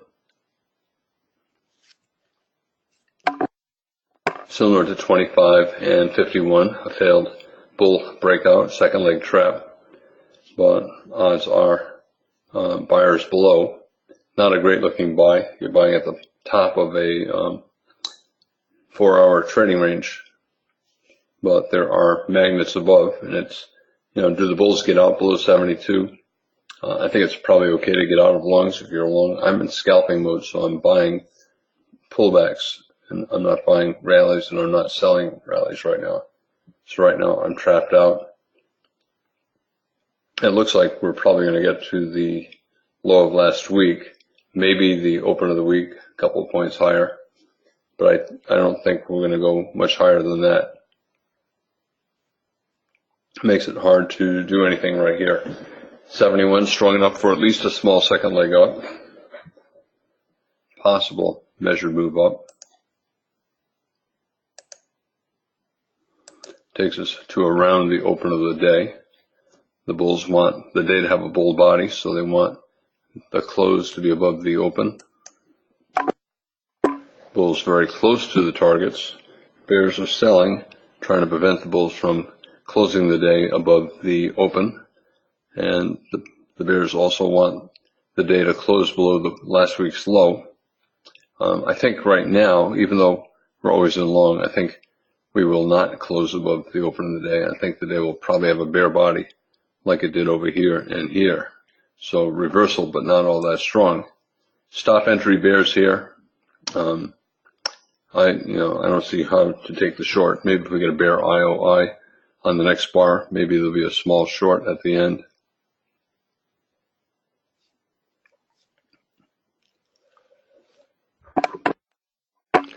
For the bears, a wedge bear flag, 3 pushes up, 24.51, testing resistance. The last week's low, the breakout, the bear signal bar low in the open of the day, but I still think always in long. However, too late in the day for me to be buying with limit orders, because if it just sells off for a few bars, I'll end up with a loss that can grow pretty quickly, and I don't want to do that at the end of the day. I cannot scale in because I'll run out of time.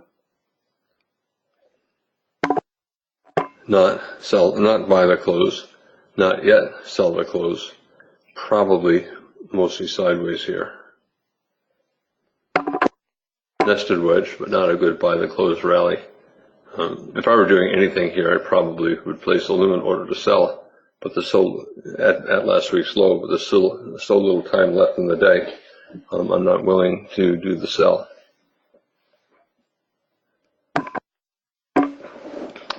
Earlier in the day, maybe I would sell that, a wedge rally testing resistance, but too late in the day to be selling with stops, and not a strong enough rally to be buying a high one above 77, and too late in the day to be buying with limit orders at the 77 low.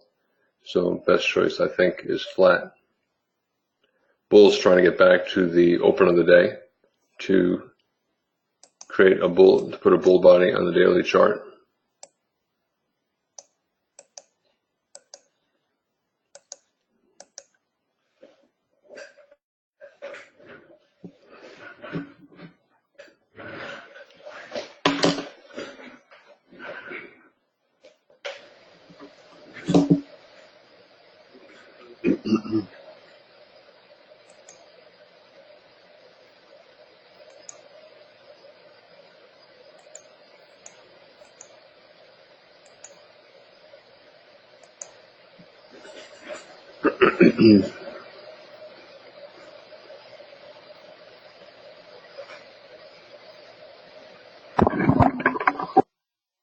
I enjoy days like this. They're fairly predictable. You never know exactly how far up or down the legs will go, but the direction and the reversals are fairly predictable. Weekly chart, I said last week was a sell signal bar, but it was only a small bear doji following a big bull bar and a couple of the big bull bars, so it's a low probability sell, except the context is good. The weekly and monthly charts are so overbought that even with this weak sell signal bar, it's still possible that we could reverse the rally from 2 weeks ago and begin to sell off. The daily chart, on the other hand, was a buy signal bar Friday for a pullback and a bull trend.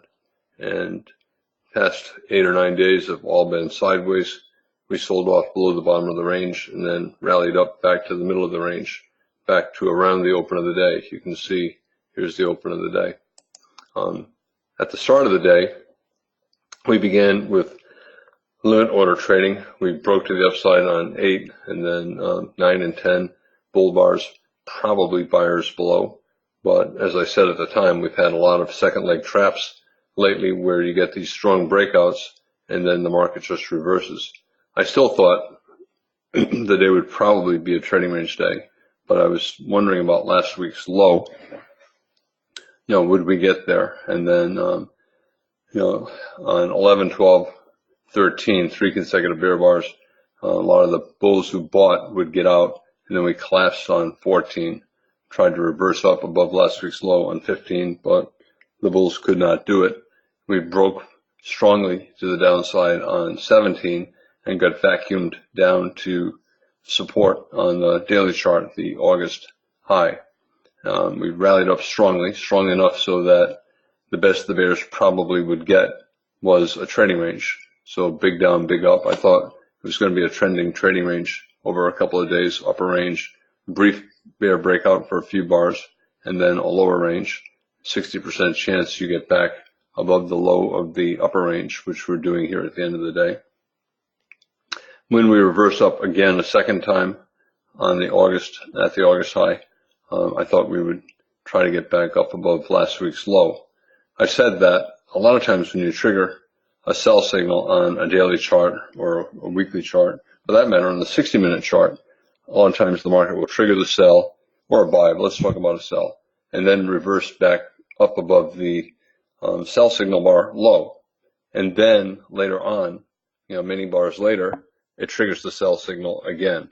And that can happen here. Even though we've reversed up nicely for the bulls, and on the weekly chart, we triggered the sell by going below last week's low, and now we're back above last week's low. There are still 4 days left in the week, and that is plenty of time for this to collapse back below last week's low and get down to the low of 2 weeks ago. Do I think that'll happen? Well, the odds of it are not great, maybe 30%, but if it starts to happen, it's good not to be in denial. I said that I'm sure there was some news happening that corresponded with this, and I'm sure traders will attribute the sell-off to that news, but that's nonsense. The sell-off, you can see, was simply a sell vacuum test down to the breakout point. We broke above this high, went 10, 20 points above it, and we never tested it. Let me put up the daily chart, and today we tested it. We pulled back to it, and we also pulled back to the daily moving average, which was around the same price, and we rallied off it. We tested it again a second time, reversed up again, and now we're trying to get a measured move up from this double bottom. Really pretty interesting. When we were selling off on 14 and 17, and then we had a smaller bear bar on 18 and then a bigger bar on 19, I said, while it doesn't look like a parabolic wedge, it is a parabolic wedge. We have a sell climax 13, 14, and then a pause, and then a big bear bar, 17 closing on its low, and then a smaller bear bar with a tail, and then another very big bear bar. And that is 3 legs down, while not clearly a parabolic sell climax on this chart. On some smaller time frame chart, it probably is a fairly clear parabolic wedge sell climax. And then we get that reversal up on 20. I said, it's sell to close 19, but I would get out. Chances are we're either going to be in a trading range or in a bull channel, maybe for the rest of the day. And we got a pretty good reversal up to 24. I did not think when we got the bear bar 25 that we would go all the way back down to the 19 close, but we did. And the sell to close bears were probably not enough force to pull it back down. Instead, I think what the market did here was test the August high a second time. I think that August high was probably a stronger magnet than the 19 close. And then we reversed up a second time. Outside up on 35, so a micro double bottom, we went down, and then we bounced a little bit on 34, went down again 35, and up 35, and we rallied just to a little bit above 24, and the bears tried to get a second entry sell, 2 legs up, trying to get back above last week's low, and failing a second time. The sell-off was filled with small bars, a lack of consecutive big bear bars, and I thought that we remained always in long despite 14 bars down. Not a good buy above 62, 63, or 64, but the bulls did not care. They had a limit order buy below 66, 3 bull bars, and a lot of pullbacks, yet we still got back above the low of last week and back up to the open of the day. For stop entries today, we began with a limit order market, and I thought buying above 5 was a possible buy for a possible low of the day, but we got a failed low 2. We got a bar closing on its high. The market rallied 10 ticks. The bulls could exit with 2 points, and I was not sure what to do with bar 11. I think it's okay to get out of longs, or you can wait to see if we get 3 bear bars, or wait to see if we break below the low of the day. At this point, I think a trading range day is more likely. But then we got the 3 bear bars, the body's increasing, so pretty good momentum. You have to be thinking that this could be a trap rally, up testing the 60-minute moving average and yesterday's high. And then when we got 14, I thought we were going lower. At the time, I said we probably would fall for some kind of a measured move, maybe from the high of the day to the open of the day, maybe based upon yesterday's range, maybe the high of the day to the low of the day. but we collapsed so strongly that we fell below those targets and got all the way down to the August high. I thought it was an okay buy above 20. I thought that we would probably channel up. We did. We channeled up in a very broad channel, but we channeled up. And then a low too short, 25. To me, I think it's okay to get out of longs, even though I think we're always in long. We're testing near the moving average. I don't know if we'll get above last week's low and undo the sell signal on the weekly chart, but I bet that our buyer is below 2. We sold off more relentlessly than I thought we would. We have 4 or 5 consecutive bear bars, probably sellers above 30, but I still think we've seen the low of the day. And we collapsed again, and sell the closed bears 19 were able to get out. However, chances are the bears are going to buy. They're going to buy around the 19 close, and the bulls know that, and they'll buy there as well. I thought we might stall around the moving average, so I thought it was okay to get out around the moving average, but it did not trade below 37, broke out again, and strong enough up to make me think that we're always in long, probably would stay always in long, and if we sold off, we would get a higher low above the 35 low, and that we might get back above last week's low and to the open of the day. And we sold off. We have a wedge rally here. You can call it a large low 2 legs up, 1 pullback 2. You can call it a wedge with 30, 41, and 51. A failed bear breakout similar to a failed bull breakout similar to this and this, but we're getting a lot of sideways bars, and we have a double bottom at the August high, and both reversals up are strong. Chances are this reversal is going to be a pullback, and we're going to go higher, or I don't think we're going to go much lower. Then we sold off for about 14 bars or so with only 1 bull body. Not a good buy signal bar 62, but I'm not selling down here. I think we're still always in long despite all those bear bars, and this is the buy zone. So for me, it was buying, but for scalps, and we just kept going up, and here we are at the end of the day, all the way back up to the open. Buy the close, sell the close. 8, can you buy the close? 9, can you buy the close? It's tricky. You're right at yesterday's close. You're at the top of the trading range and at the 60-minute moving average.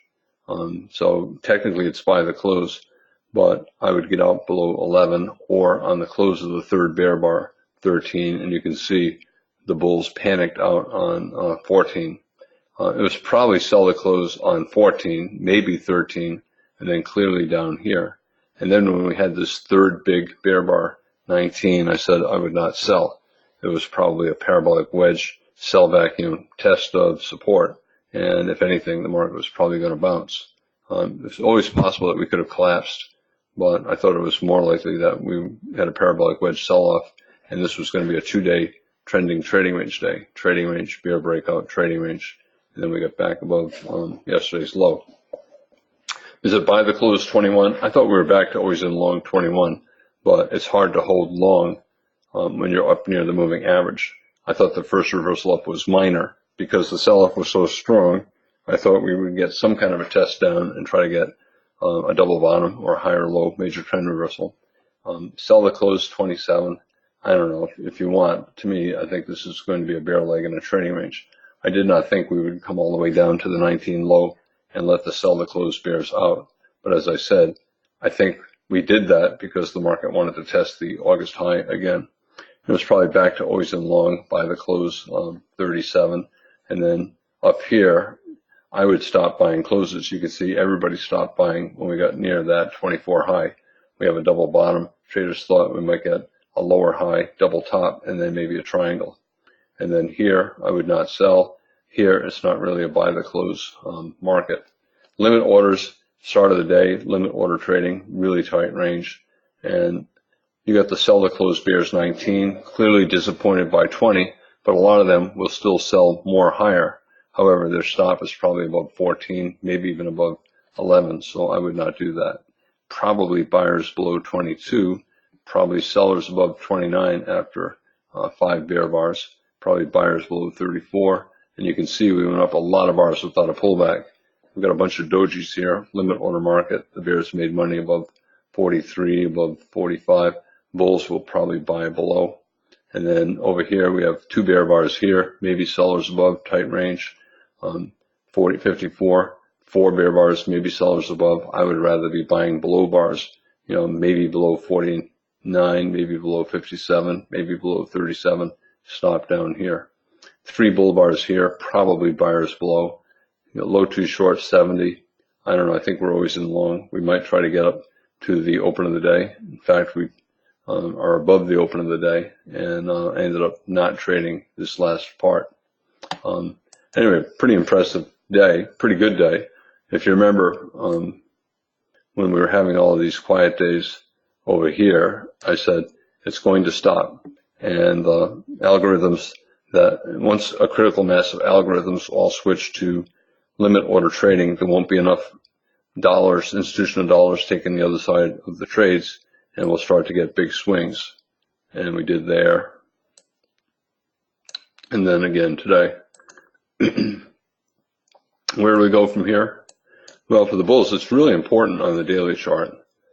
It's a breakout test of the August high. And, we had a breakout test over here. We still went lower. And then we had a breakout test here. It took a month before we went higher.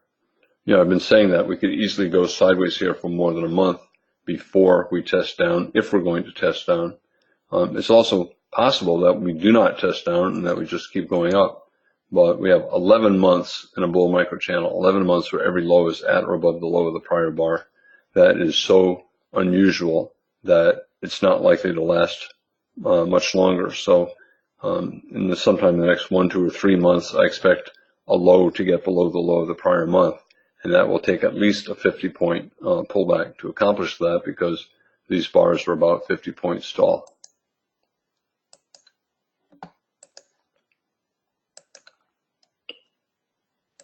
I like days like today because of the swings. I don't catch the full length of the swings, but it's fairly easy to catch at least part. Question was 40, a gap bar entry. Bar 40. Yeah, it's one of those, we have a little gap, low of 41 and the high of 37. Possible measure move up to the 24 high and the low of last week. And therefore, it's an okay stop entry buy above 40. If you want, you could try a tight stop, 1 or 2 ticks below the 37 high. We're always in long. Okay, question, if you buy the midpoint of a reversal bull bar on the 5-minute chart, what is the right stop for it? Under the bull bar, or do you leave some room below the bull bar? For example, if a bar is 2 points tall, would the stop be 1 point below the low rather than under the low of the bar? In general, when you ask questions, it's always good to give specific examples on the chart so that it's easier for people to understand the question. Okay, but let's say you're talking about bar 5. You have a bull bar, we have a failed low 2. Looks like we're probably going higher. And instead of buying on a stop above 5, you decide to buy a 50% pullback and get filled here. And you're saying, where do you put your stop? Do you put your stop below the bull bar 5, or do you use a 1-point stop below your entry? In general, I prefer using stops below signal bars or below bull legs when I'm buying, or below major higher lows. So for example, if I'm buying here, I'm going to be putting a stop down here, even though it's far below. If I'm buying anywhere in here, I'm going to be putting a stop down here, because once you get a strong reversal up like this, even though it doesn't go to a new high, it's a strong enough reversal up so that this is a major reversal point, and it's therefore a major higher low. So I'm not sure that I'm answering your question. In general, I tend to use major points for stops, even if that means the stop is far away. And I tend to add on, if I believe my premise is still right, and my stop has not been hit, I tend to add on if the market goes against me rather than get out. And most of the time, I don't like to use very tight stops unless I'm pretty confident of of the reversal or of the trade or of the bull flag or bear flag. Let me go back to the question. If you buy the midpoint of a reversal bar on the 5-minute chart, what is the right stop? Under the bull bar, or do you leave some room below the bull bar? For example, if the bar is 2 points tall, should the stop be 1 point below the low of the bar rather than under the low of the bar? Okay, so he's saying, let me try to find an example. Not really a good example today, but I understand what he's saying.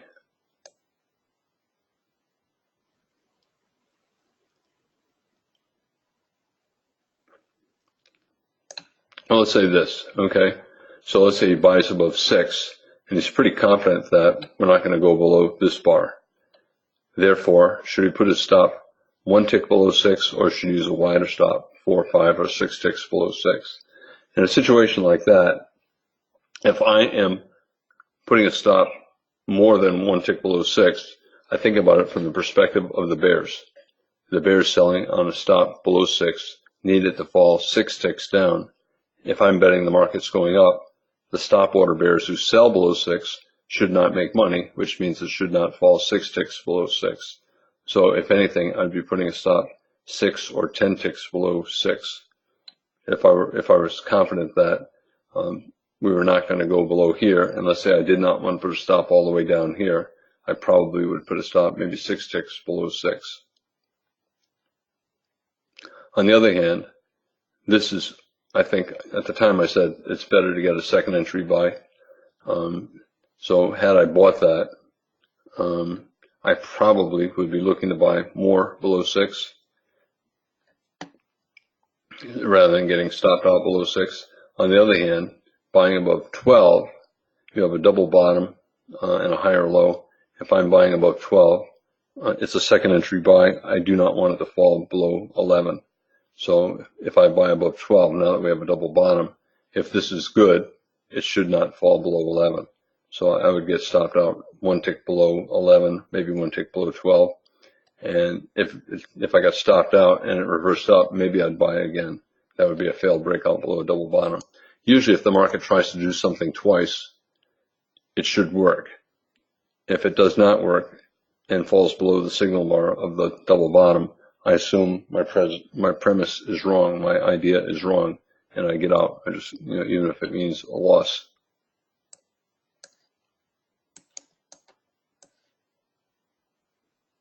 Question: if you buy too late in the day and the market is not allowing you to exit with a profit, do you close with a loss at the end of the day or hold into the next day? I rarely ever hold into the next day, and I'm usually not buying too late in the day. Sometimes, I'll sell late in the day, right?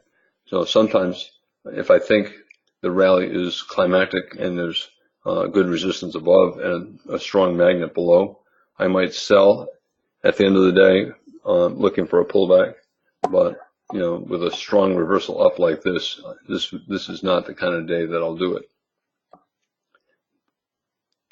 I remember years ago, I've traded with all kinds of people over the years, but about 20 years ago, there was a woman I traded with, and she often would buy at the end of the day on a day like this, a strong rally into the close, betting that we would go higher on tomorrow's open. And I came to conclude that it was a stupid strategy, and that there was a 50-50 chance that it would open down here, and only a 50-50 chance it would open up there. So I'd rather wait for tomorrow and see where the open is and then decide whether I want to buy. So rarely, I rarely ever would be holding overnight based upon the 5-minute chart. On the other hand, if there's a really good reversal on the daily chart and it looks like a sensible buy, sometimes, I'll buy at the end of the 5-minute chart. Or I might buy calls, for example, or call spreads, and not just in the E-mini, but in any market. Like here, this would be an example. Although I don't remember if I bought calls or call spreads here, this would be the kind of situation where I would. We're in a broad bull channel. We have 3 pushes down, so a wedge bull flag, a good-looking buy bar, and a higher low. So on the 5-minute chart, I would not be looking at that and say, oh, it's a buy, I'm going to buy at the end of the day. However, I might buy calls or call spreads. In a situation like this, I'd buy calls, right? We're low in a broad bull channel. We should go up. And if it doesn't go up, then my premise is wrong. And it should go up fairly quick. So, buying calls and not call spreads would be good. How do you know when to enter a low one like bar 25 or wait for a low 2? Okay, your question answers itself.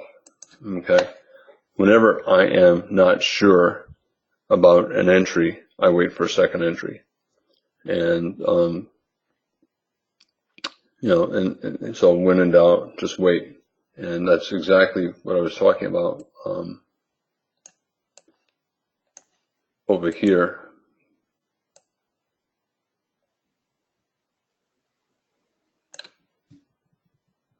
All right, great looking buy signal bar and a higher low, but yesterday the bulls bought a little bit lower, and therefore we may come down a little bit lower. So after the 4 bear bars, I would not buy a stop up here.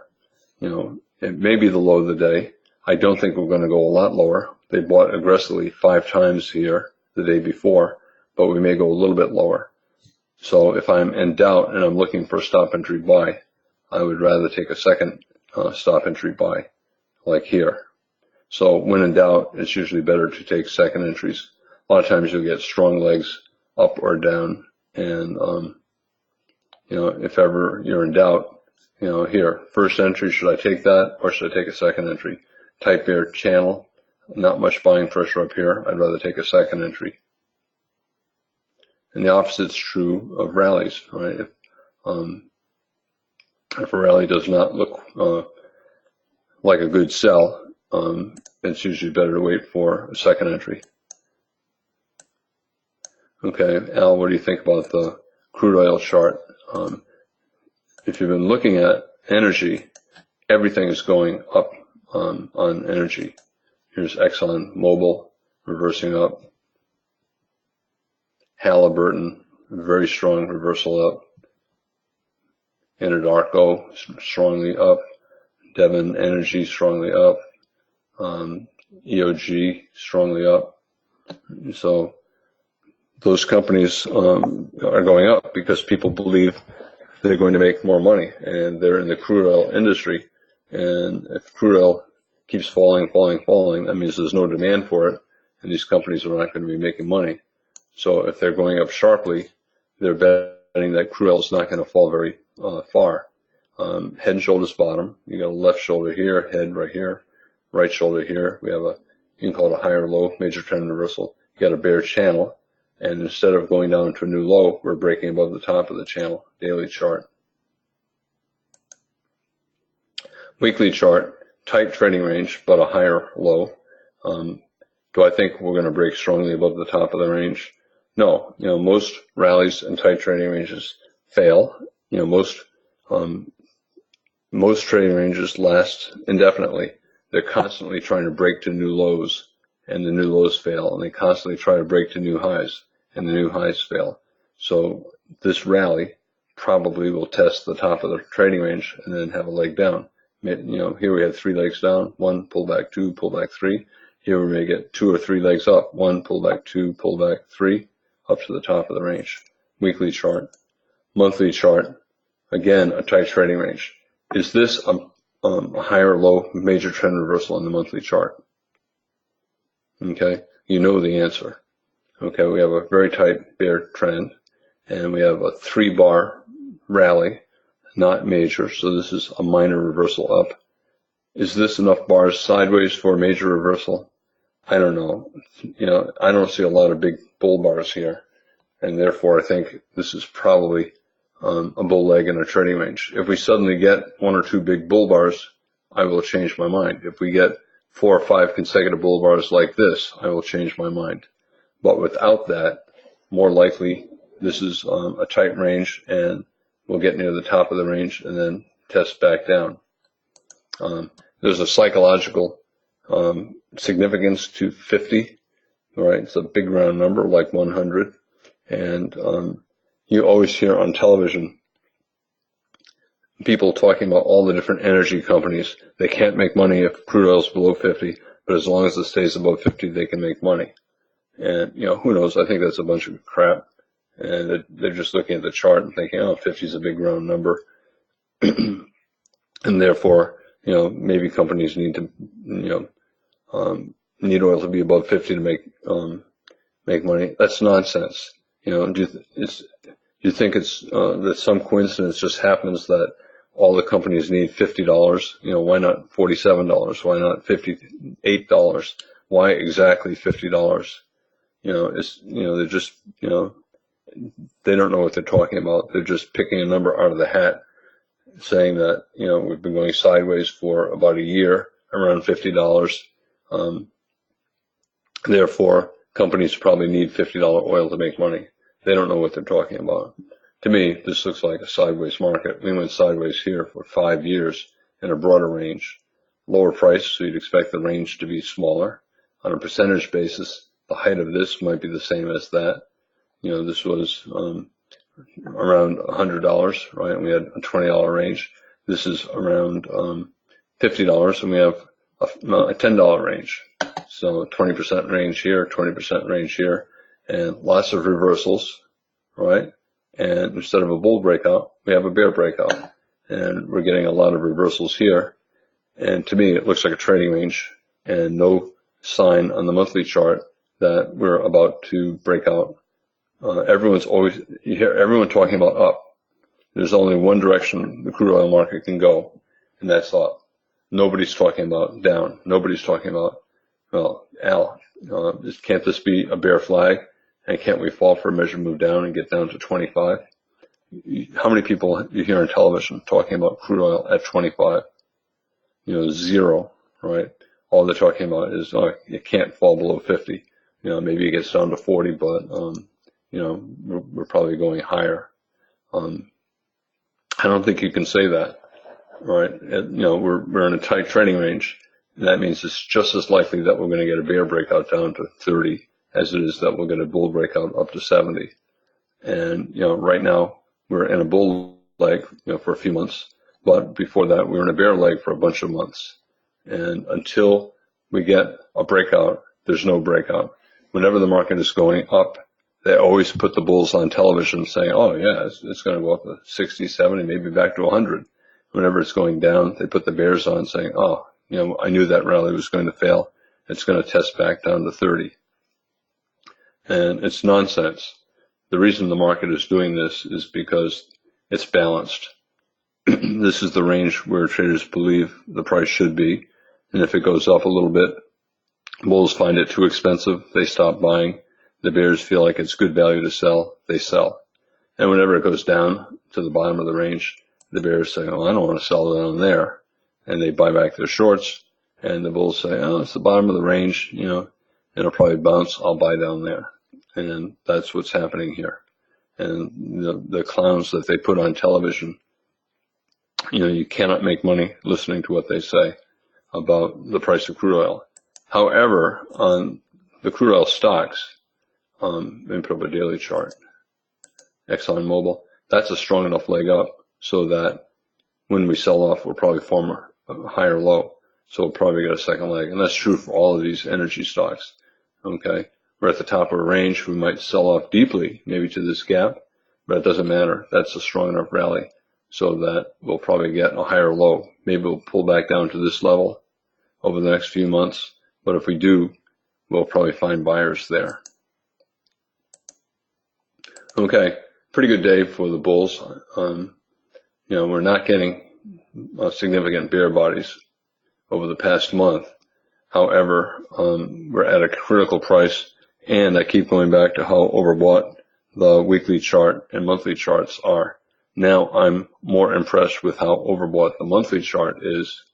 We've had 11 months without a pullback, and just scroll back in the E-mini over the past, and since the E-mini started in 1998, so whatever, 19 years ago, 18 years ago, scroll back and find how many times the market has had an 11 bar bull microchannel or an 11 bar bear microchannel. You know, I don't know if it's ever done it, but if it has, it's really rare, and therefore it's not likely to continue. And that means that sometime in the next month or 2 or 3, we're going to have a month that trades below the low of the prior month. And that means we're probably not going up much from here over the next couple of months. Okay, hope everybody has a good night.